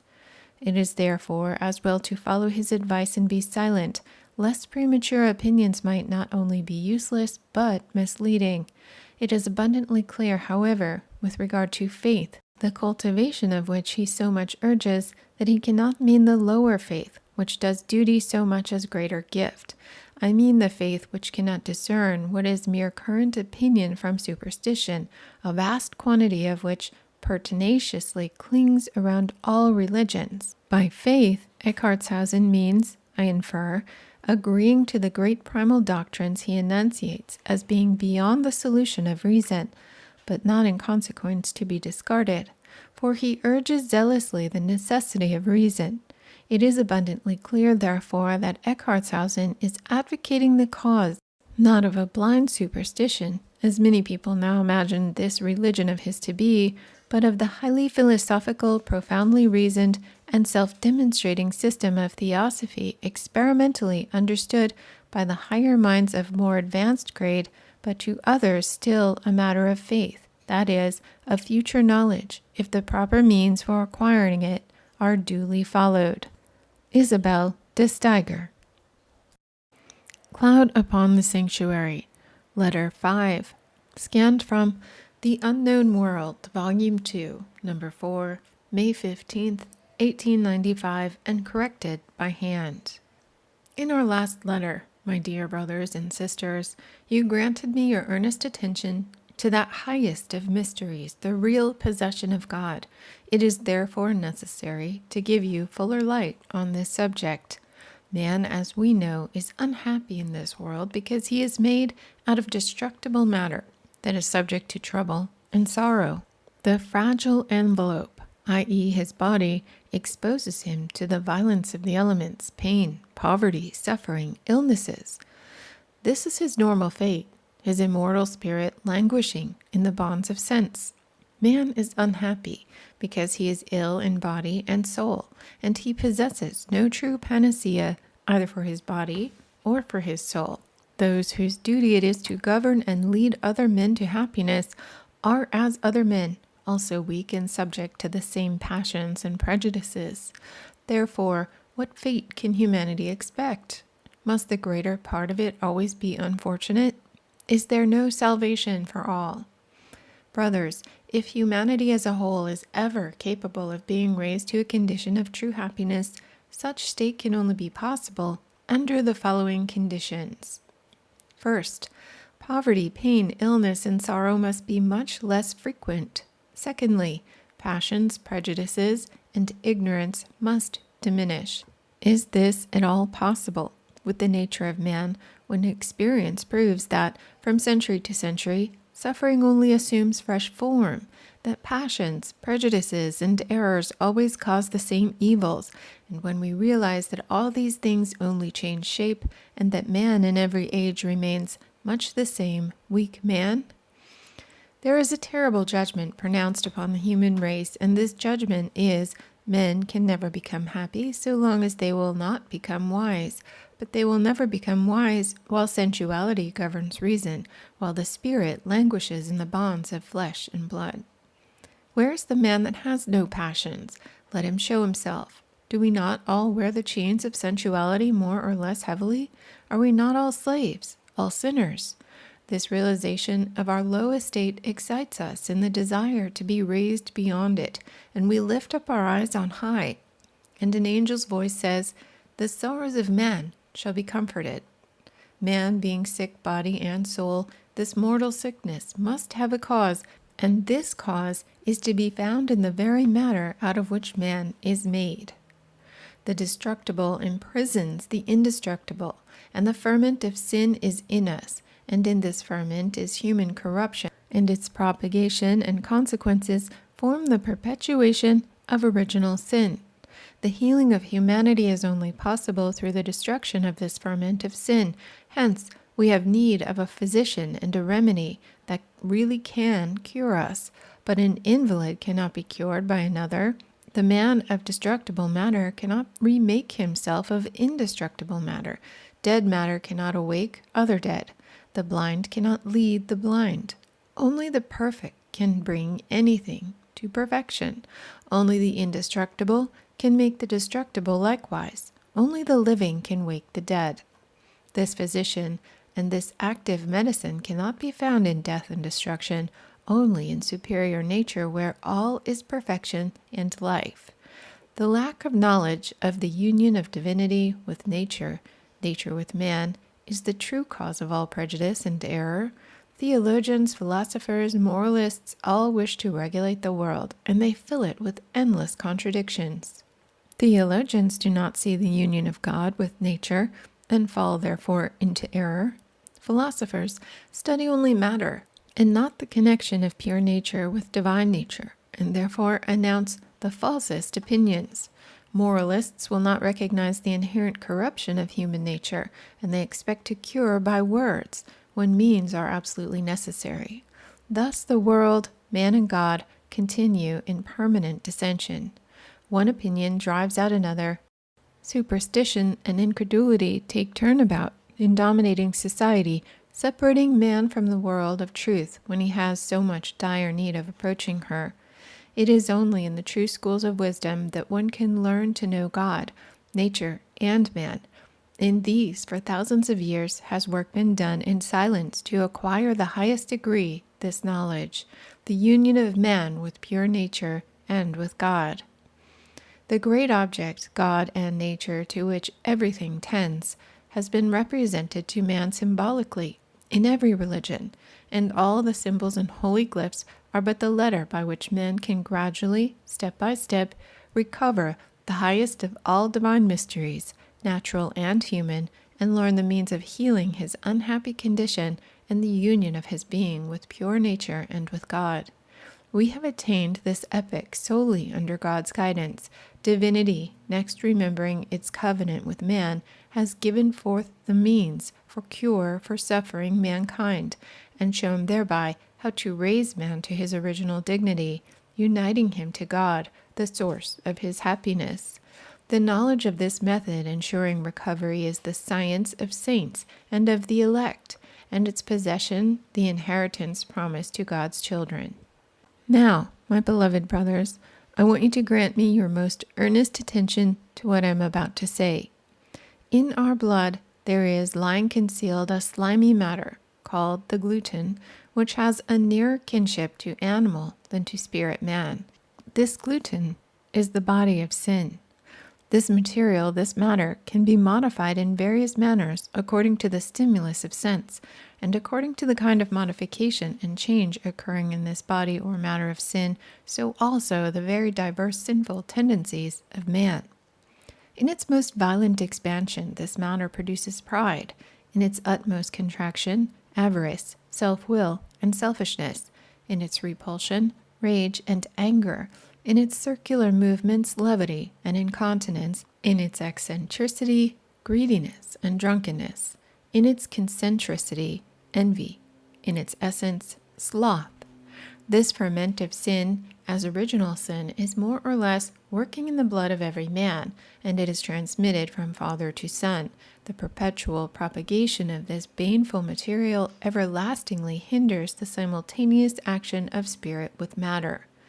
It is quite untrue that man by his willpower can put limits to the action of this body of sin and can dominate it so that it becomes less active, but to destroy and annihilate it altogether is beyond his power. This, then, is the cause of the combat we are constantly waging between the good and evil in us. This body of sin which is in us forms the ties of flesh and blood, which, on the one side, bind us to our immortal spirit, and on the other, to the tendencies of animal man. It is, as it were, the allurements of the animal passions that smolder and take fire at last. The violent reaction of this body of sin in us on sensuous stimulation is the reason why we choose, for the want of calm and tranquil judgment, rather the evil than the good, because the active fermentation of this matter impedes the quiet action of the spirit necessary to instruct and sustain the reason. This same evil matter is also the cause of our ignorance, because, as its thick and inflexible substance surcharges the fine brain fibers, it prevents the co-action of reason, which is required to penetrate the objects of the understanding. Thus, falseness and all evils are the properties of this sinful matter, this body of sin, just as the good and the true are the essential qualities of the spiritual principle within us. Through the recognition and through the understanding by us of this body of sin, we learn to see that we are beings morally ill, that we have need of a physician who can give us a medicine which will destroy and eradicate the evil matter always fermenting banefully within us, a remedy that will cure us and restore us to moral health. We learn also to clearly recognize that all mere moralizing with words is of little use when real means are necessary. We have been moralizing in varied words for centuries, but the world remains pretty much the same. A doctor would do but little good in talking only of his remedies. It is necessary for him to actually prescribe his medicines. He has, however, first to see the real state of the sick person. The condition of humanity, the moral sickness of man, is a true case of poisoning, consequent upon the eating of the fruit of the tree in which corruptible matter had the superiority. The first effect of this poison resulted thus. The incorruptible principle, the body of life, as opposed to the body of sin or death, whose expansion caused the perfection of Adam, concentrated itself inwardly, and the external part was abandoned to the government of the elements. Hence, immortal matter gradually covered the immortal essence, and the loss of its central light was the cause, subsequently, of all man's sufferings. Communication with the world of light was interrupted. The interior eye, which the bad power of seeing truth objectively, was closed. The physical eye opened to the plane of changing phenomena. Man lost all true happiness, and in this unhappy condition he would have forever lost all means of restoration to health, were it not that the love and mercy of God, who had no other object in creation but the greatest happiness for its creatures, immediately afforded to fallen man a means of recovery. In this means he, with all posterity, had the right to trust, in order that while still in his state of banishment he might support his misfortune with humility and resignation, and moreover find in his pilgrimage the great consolation that every corruptible thing in man could be restored perfectly through the love of a Savior. Despair would have been the fate of man without such revelation. Man, before the fall, was the living temple of divinity, and at the time when this temple was destroyed, the plan to rebuild the temple was already projected by the wisdom of God. And at this period begin the holy mysteries of every religion, which are all and each in themselves, after 1,000 varying modes, according to time and circumstances, and method of conception of different nations, but symbols repeated, and modified of one solitary truth, and this unique truth is regeneration of the reunion of man with God. Before the fall, man was wise. He was united to wisdom. After the fall, he was no longer one with her. Hence, a true science through express revelation became absolutely necessary. The revelation was the following. The condition of immortality consists in immortality permeating the mortal. Immortal substance is divine substance, and is no other than the magnificence of the Almighty throughout nature, the substance of the world and spirits, the infinity, in short, of God in whom all things move and have their being. It is an immutable law. No creature can be truly happy when separated from the source of all happiness. This source, this in whom, is the magnificence of God himself. Through the partaking of destructible nourishment, man himself became destructible and material. Matter, therefore, as it were, places itself between God and man. That is to say, man is not directly penetrated and permeated by divinity, and in consequence he is thenceforth subject to and falls under the dominion of laws regulating matter. The divine in man, imprisoned by the bonds of this matter, is his immortal part, the part that should be at liberty, in order that its development should once again rule the mortal. Then once more does man regain his original greatness. But a means for his cure and a method to externalize what is now hidden and concealed within is requisite. Fallen and unwise man of himself can neither know nor grasp this expedient. He cannot even recognize it, because he has lost pure knowledge and the light of true wisdom. He cannot take hold of it, because this remedy is enfolded in interior nature, and he has neither the strength or power to unlock this hidden force. Hence, revelation to learn this means, and strength to acquire this power are necessary to man. This necessity for the salvation of man was the cause of the determination of wisdom, or the Son of God, to give himself to be known by man, being the pure substance out of which all has been made. In this pure substance, all power is reserved to vivify all dead substance and to purify all that is impure. But before that could be done, the inmost part of man, the divine in him, be once more penetrated and reopened again, and the whole world be regenerated, it was requisite that this divine substance should incarnate in humanity and become human, and therein transmit the divine and regenerative force to humanity. It was necessary also that this divine human form should be killed, in order that the divine and incorruptible substance contained in the blood should penetrate into the recesses of the earth, and thenceforth work a gradual dissolution of corruptible matter, so that in due time a pure and regenerated earth will be presented to man, with the tree of life growing once more, so that by the partaking of its fruit, containing the true immortal essence, mortality in us will be once more annihilated, and man healed by the fruit of the tree of life, just as he was once poisoned by the partaking of the fruit of death. This fact is the first and most important revelation, and it embraces all, and it has been carefully preserved from mouth to mouth among the chosen of God up to this time.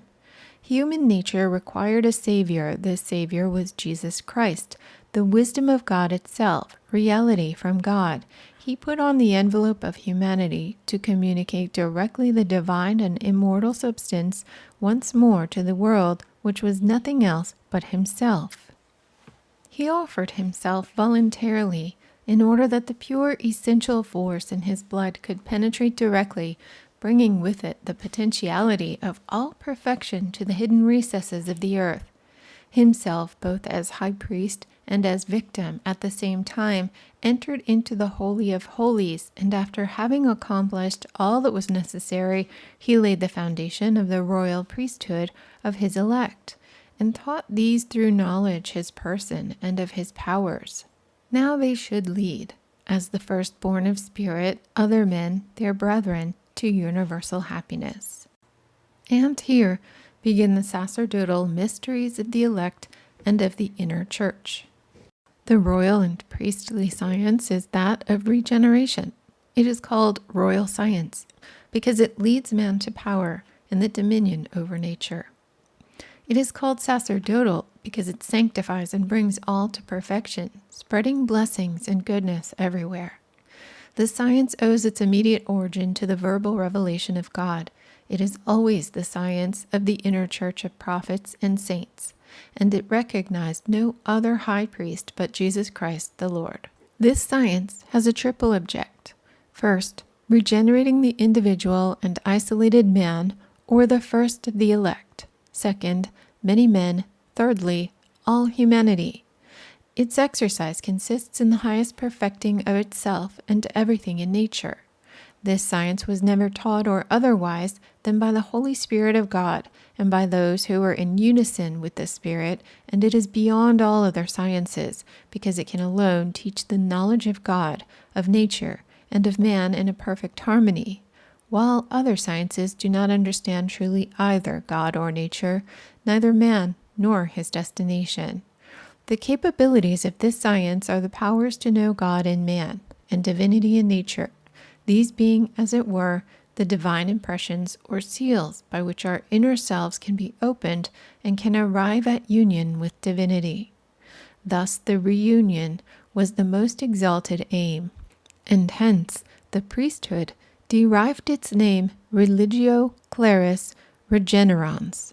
Melchizedek was the first priest-king. All true priests of God and nature descended from him, and Jesus Christ himself was united with him as priest after the order of Melchizedek. This word is literally of the highest and widest significance and extent. It means literally the introducing of the true substance of vital life and the separation of this true vital substance from the moral envelope which encloses it. A priest is one who separates that which is pure nature from that which is of impure nature, a separator of the substance which contains all from the destructible matter which occasions pain and misery. The sacrifice, or that which has been separated, consists in bread and wine. Bread means literally the substance which contains all. Wine, the substance which vitalizes everything. Therefore, a priest, after the order of Melchizedek, is one who knows how to separate the all-embracing and vitalizing substance from impure matter, one who knows how to employ it as a real means of reconciliation and of reunion for fallen humanity in order to communicate to him his true and royal privilege of power over nature and the sacerdotal dignity or the ability to unite himself by grace to the upper worlds. In these few words is contained all the mystery of God's priesthood and the occupation and aim of the priest. But this royal priesthood was only able to reach perfect maturity when Jesus Christ himself, as high priest, had fulfilled the greatest of all sacrifices and had entered into the holy sanctuary. Here we are now entering on new and great mysteries worthy, I entreat you, of your most earnest attention. When according to the wisdom and justice of God, it was resolved to save the fallen human race, the wisdom of God had to choose the method which afforded in every aspect the most efficacious means for the consummation of this great object. When man became so thoroughly poisoned by the fruit of evil, carrying in himself henceforth the ferment of death, all around him became subject to death and destruction. Therefore, divine mercy was bound to establish a counter-remedy which could be partaken of, containing within itself the divine and revitalizing substance, so that by taking this immortal food, poisoned and death-stricken man could be healed and rescued from his suffering. But in order that this tree of life could be replanted, it was requisite beyond all things that the corruptible material in the center of the earth should first be regenerated, resolved, and made capable of being again one day a universally vitalizing substance. This capacity for new life, bringing about the dissolution of corruptible essence which is inherent in the center of the earth, was, however, possible to no other matter than divine vital substance enveloped in flesh and blood, which could transmit the hidden forces of life to dead nature. This was done through the death of Jesus Christ. The tinctural force which flowed from his shed blood penetrated to the innermost parts of the earth, raised the dead, rent the rocks, and caused the total eclipse of the sun when it pressed from the center of the earth, where the light penetrated the central darkness to the circumference, and there laid the foundation of the future glorification of the world. Since the death of Jesus Christ, the divine force, driven to the earth's center by the shedding of his blood, works and ferments perpetually to press outward and to fit and prepare all substances gradually for the great cataclysm which is destined for the world. But the rebuilding of the world's edifice in general was not only the aim of the redemption. Man was the principal object for the shedding of Christ's blood, and to procure for him already in this material world the highest possible perfection by the amelioration of his being, Jesus Christ submitted to infinite suffering. He is the Savior of the world and of man. The object and cause of his incarnation was to rescue us from sin, misery, and from death. Jesus Christ has delivered us from all evil by his flesh, which he sacrificed, and by his blood, which he shed for us. In the clear understanding of what consists this flesh and this blood of Jesus Christ lies the truth and pure knowledge of the real regeneration of man. The mystery of being united with Jesus Christ, not only spiritually but also corporeally, is the greatest aim of the inner church. Become one with him in spirit, and in being is the fulfilling and plenitude of the efforts of the elect. The means for this real possession of God is hidden from the wise of this world and revealed to the simplicity of children. Vain philosopher, bend thyself before the grand and divine mysteries that thou in thy wisdom canst not understand, and for the penetration of whose secrets the feeble light of human reason darkened by sense can give thee no measure. End of Letter 5. Translator's Note. I am well aware that many readers of this fifth, the last but one, letter, and the preceding ones will think that the mystic who writes them was but a half-instructed philosopher, and had he known the Bible of other nations, would never have taught what will seem to some bigoted and sectarian doctrines. But before such dictum be decided, is it not well to remember that Eckhartshausen and other mystics of his school especially say that all religions, in their infinitely various manners of expressing themselves, have the same object? Eckhartshausen recognizes and does not even hint at a condemnation of any of the various religions. He seems to respect all, for he says that the aim and object of all is the regeneration of man. The stumbling block and difficulty to most students, certainly to those who are students of only the Neo-Buddhism of the day, is the reintroduction of what is considered by such as exploded and narrow ideas, and that is the need of man for salvation, his inability to help himself, and the redemption of man by the sacrifice of the Jewish Savior. It is neither in my province or power to enter with ability into this discussion, but I would respectfully suggest these two things. First, are we quite sure, as Buddhist students, that we do understand the true hidden teaching of the way of salvation as known to their initiates? Secondly, do we all understand it either in Christianity? It is true, exoteric Buddhism, even when called esoteric, repudiates such doctrines. Christianity admits them, but has taught them in such a fashion that a large proportion of people born under Christianity repudiate them also. It is clear the outer schools all repudiate them, so it would seem that the mystic initiates preach doctrine no longer agreeable to our sense of justice.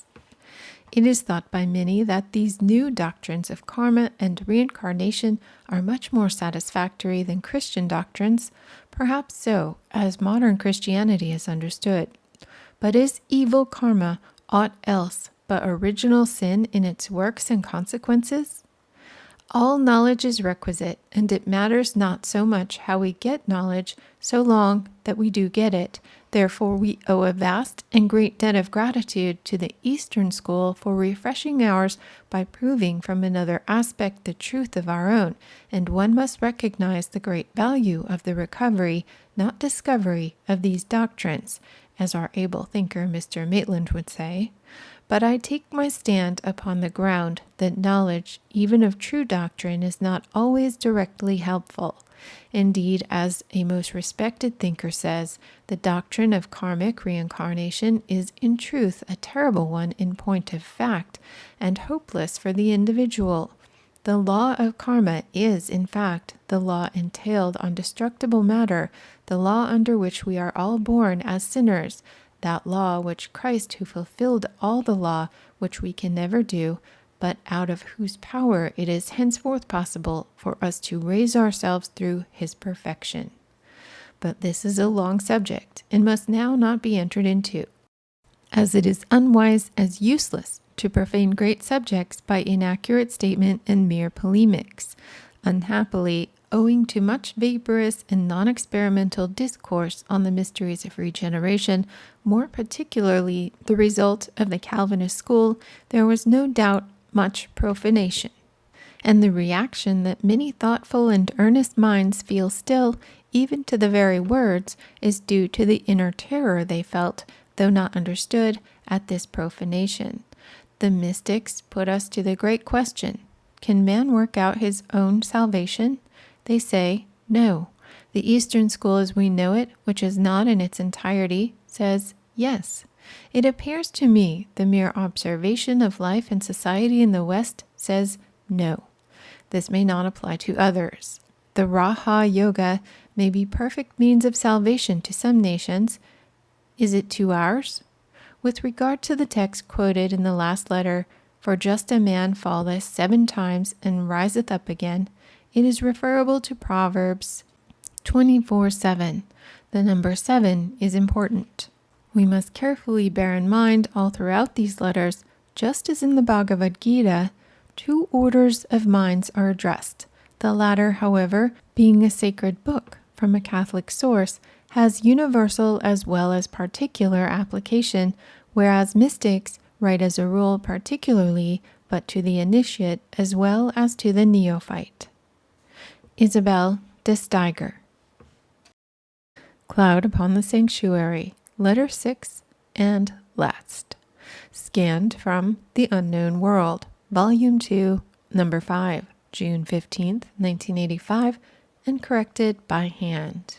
God made himself man to deify man. Heaven united itself with earth to transform earth into heaven.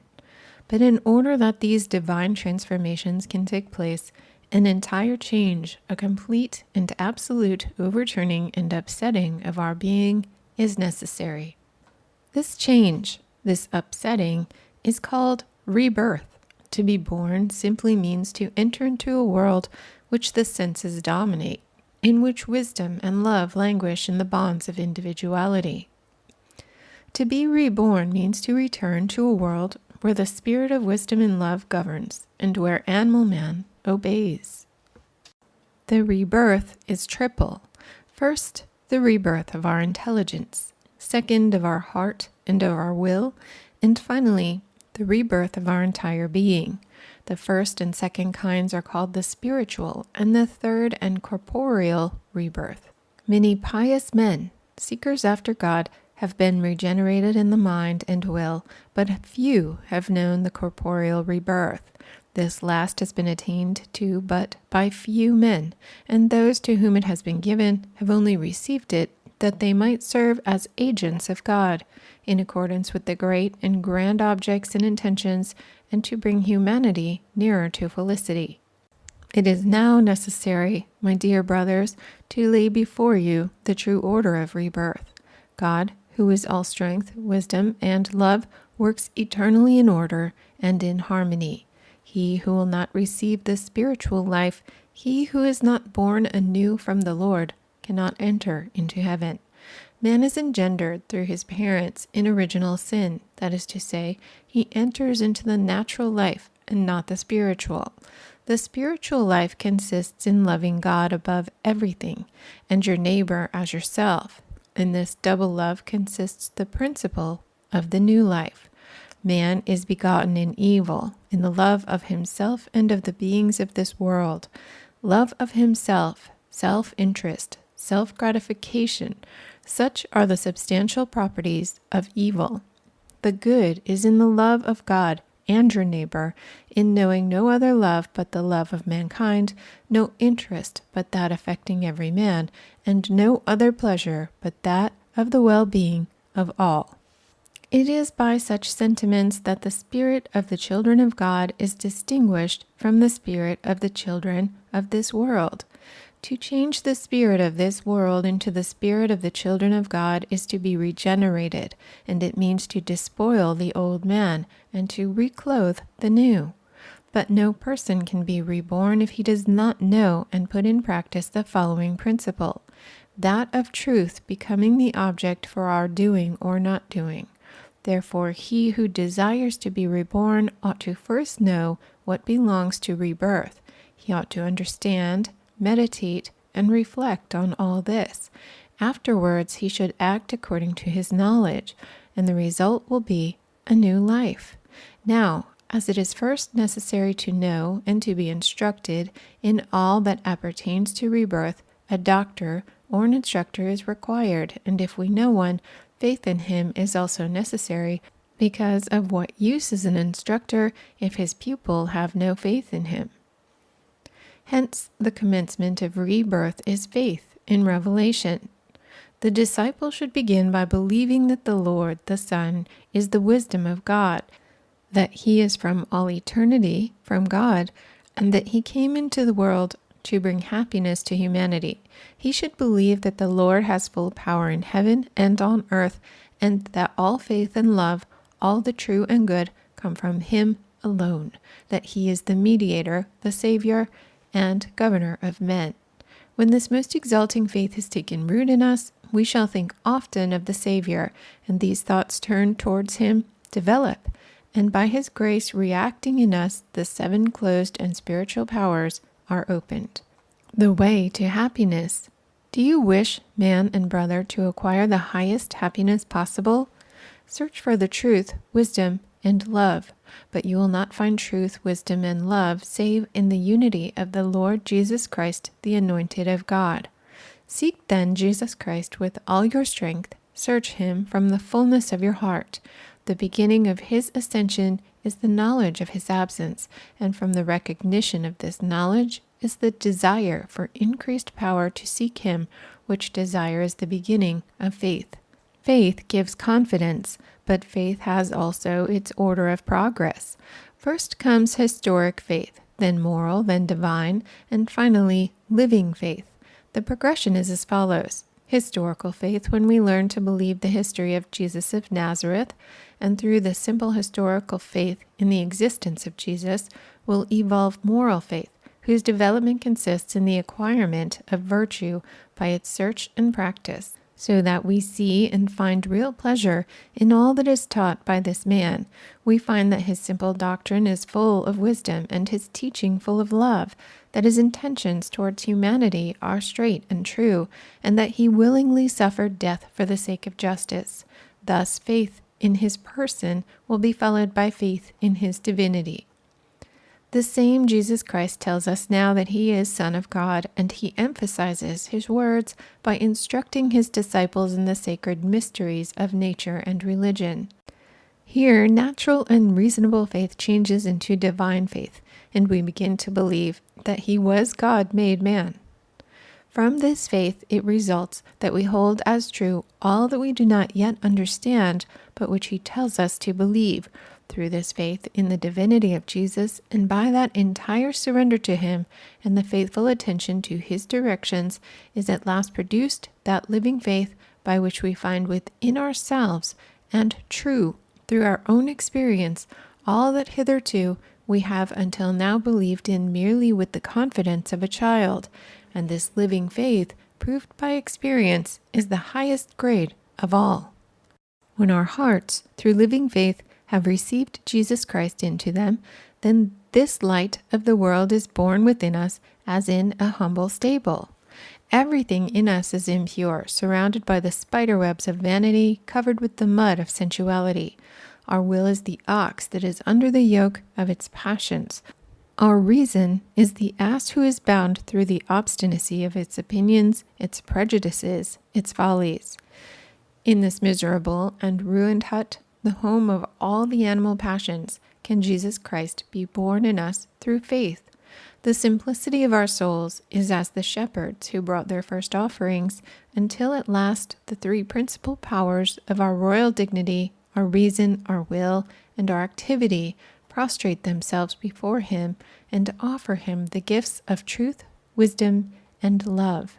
Little by little, the stable of our hearts changes itself into an exterior temple where Jesus Christ teaches, but this temple is still full of scribes and Pharisees. Those who sell, dives, and the money changers are still to be found, and these should be driven out, and the temple changed into a house of prayer. Little by little, Jesus Christ chooses all the good powers in us to announce him. He heals our blindness, purifies our leprosy, raises the dead powers into living forces within us. He is crucified in us. He dies, and he is gloriously raised again, conqueror with us. Afterwards, his personality lives in us and instructs us in exalted mysteries until he has made us complete and ready for the perfect regeneration when he mounts to heaven and thence sends us the Spirit of truth. But before such Spirit can act in us, we experience the following changes. First, the 7 powers of our understanding are lifted up within us. Afterwards, the 7 powers of our hearts or our will, and this exaltation takes place after the following manner. The human understanding is divided into 7 powers. The first is that of looking at abstract objects, intuitus. By the second, we perceive the objects abstractedly regarded, apperceptio. By the third, that which has been perceived is reflected upon, reflexio. The fourth is that of considering these objects in their diversity, phantasia, imaginatio. The fifth is that of deciding upon something, judicium. The sixth coordinates all these according to their relationships, ratio. The seventh and last power of realizing the whole intellectual intuition, intellectus. This last contains, so to say, the sum of all the others. The will of man divides itself similarly into 7 powers, which taken together as a unit form the will of man, being, as it were, its substantial parts. The first is the capacity of desiring things apart from himself, desiderium.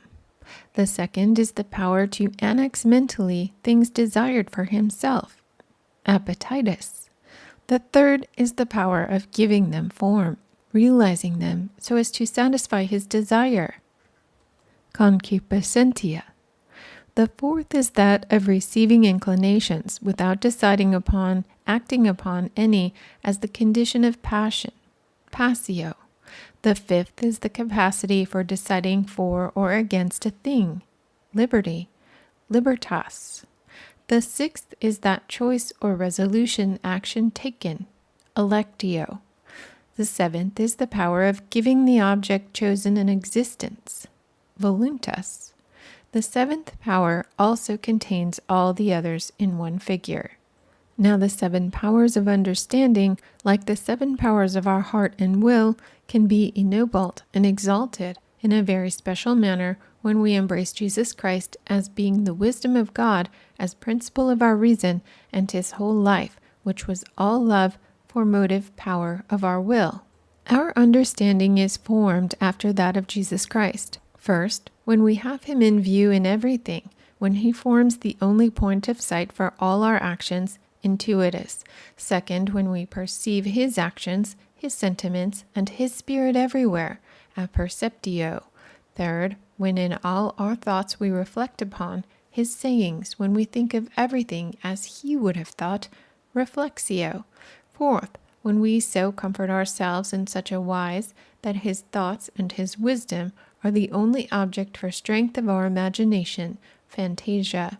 Fifth, when we reject every thought which would not be his, and when we choose every thought which could be his, judicium.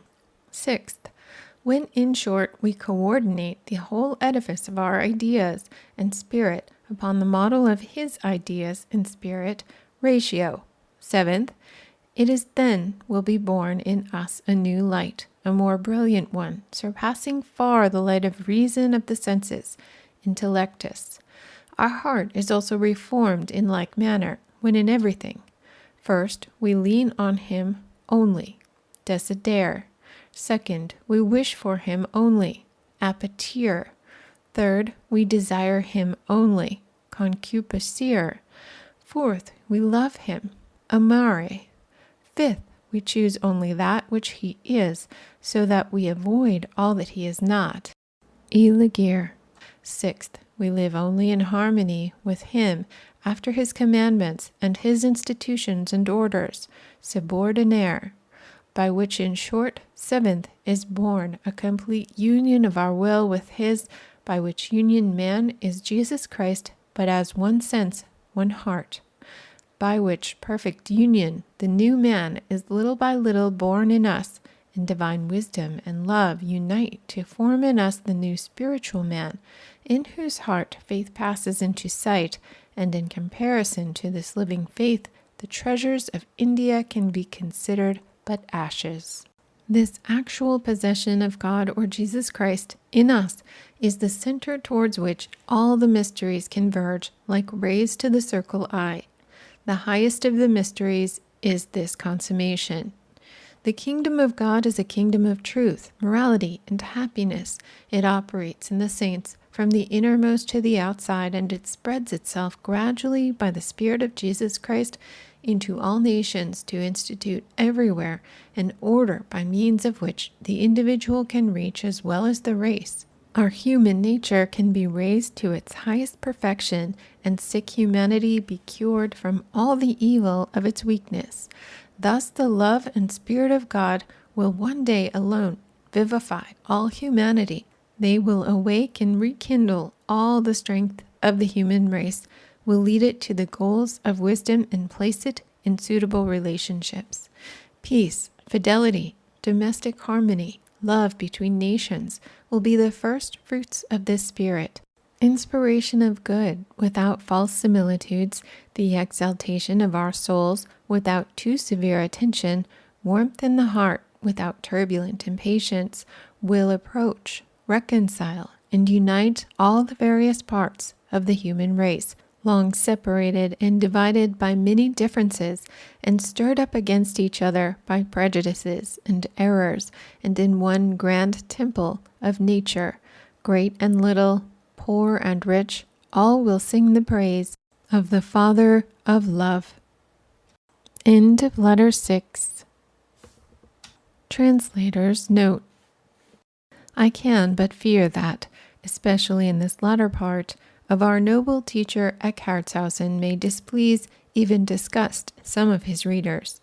To the natural man the things of God are foolishness, and the intellect that is only equipped with the opinions of this modern 19th century world will probably feel even resentment at what he or she may think in surrendering their whole natures in an ignoble manner, and that to follow out teachings which some may consider savor of the meeting house or Roman Catholic chapel, as the end suggests both, is really quite unsuitable for the intellectual religious student of the various religions, theosophical or occult, present times, and to these objections, which one feels come rather from the head than the heart, I would like, respectfully, to suggest a few thoughts.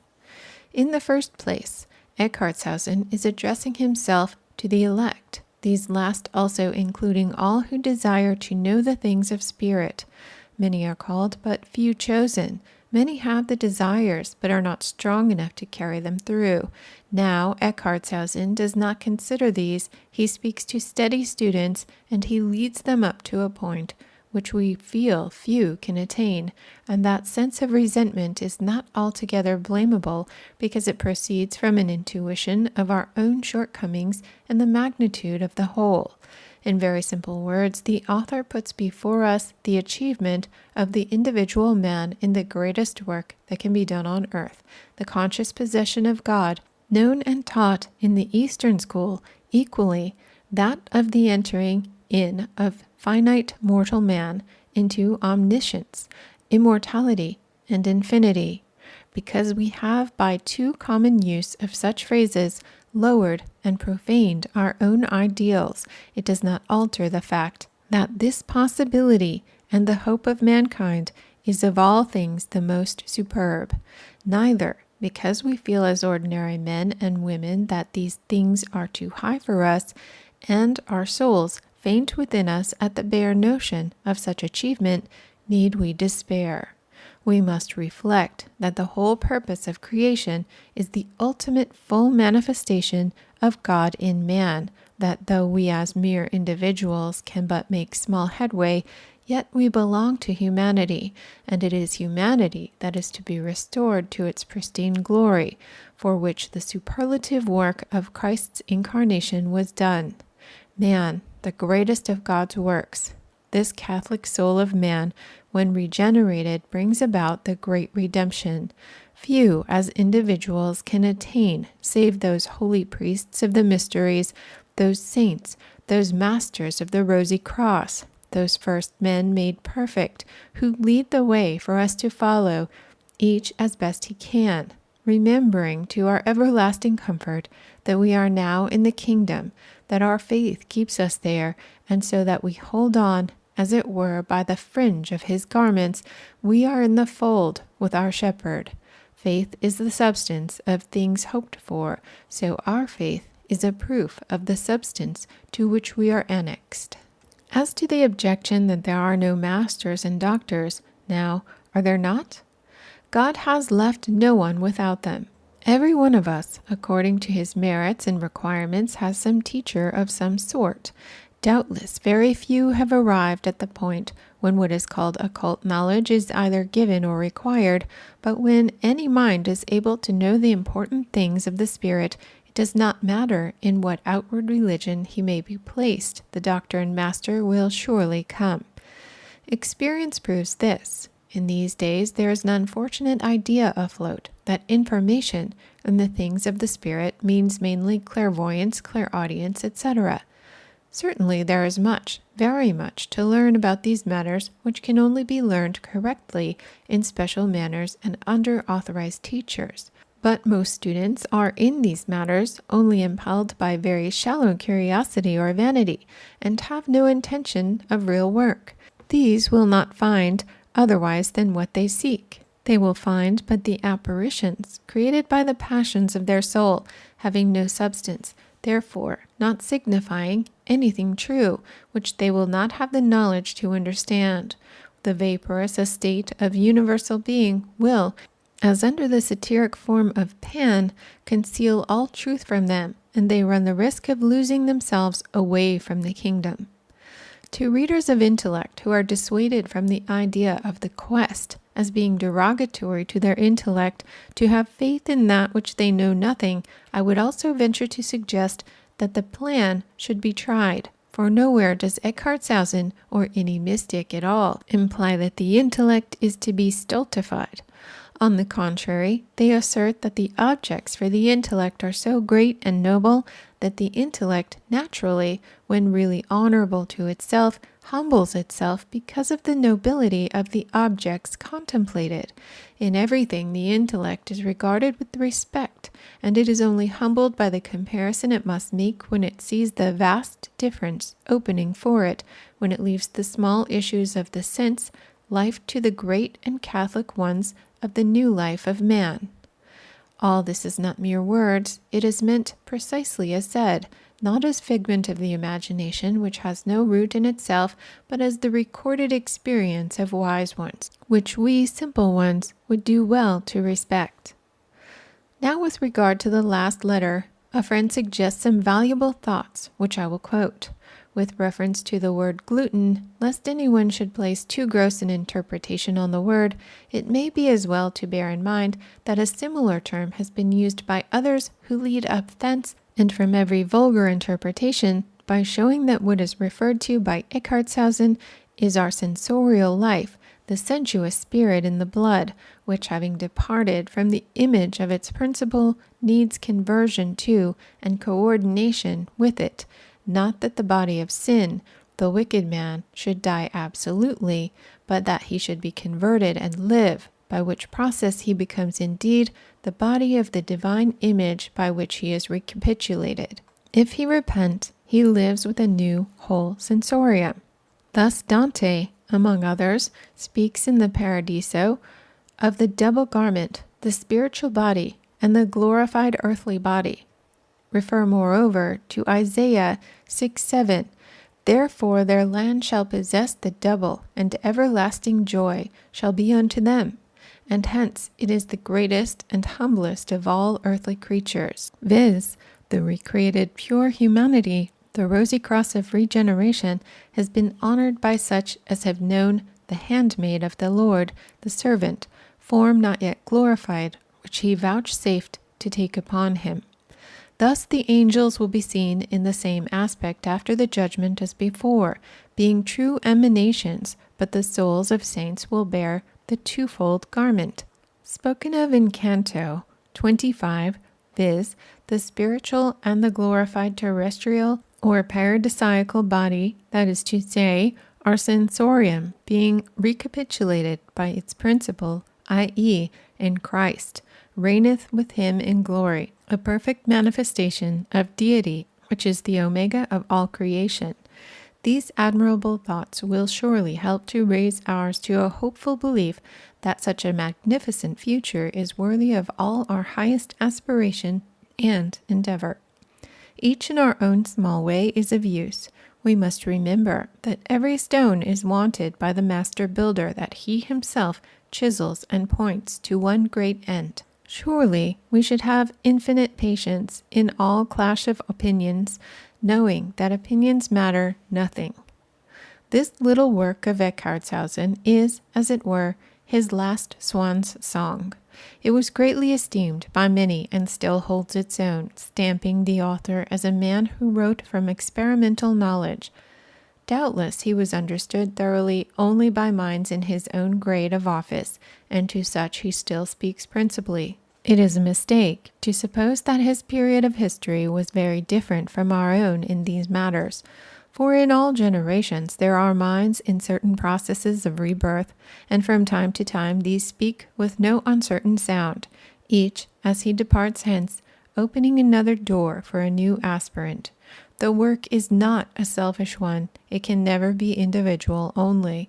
It is not our petty individual immortality that is the aim of such writers as Eckhartshausen, but each individual swells a multitude of the elect, and so hastens the time of the great, even the supreme, consummation. Isabel De Steiger. End of The Cloud Upon the Sanctuary. Thank you for listening. I am the narrator, Tammie Mohn, with Empowered Beyond Belief. You can find me at www.empoweredbeyondbelief.com. Have a great day.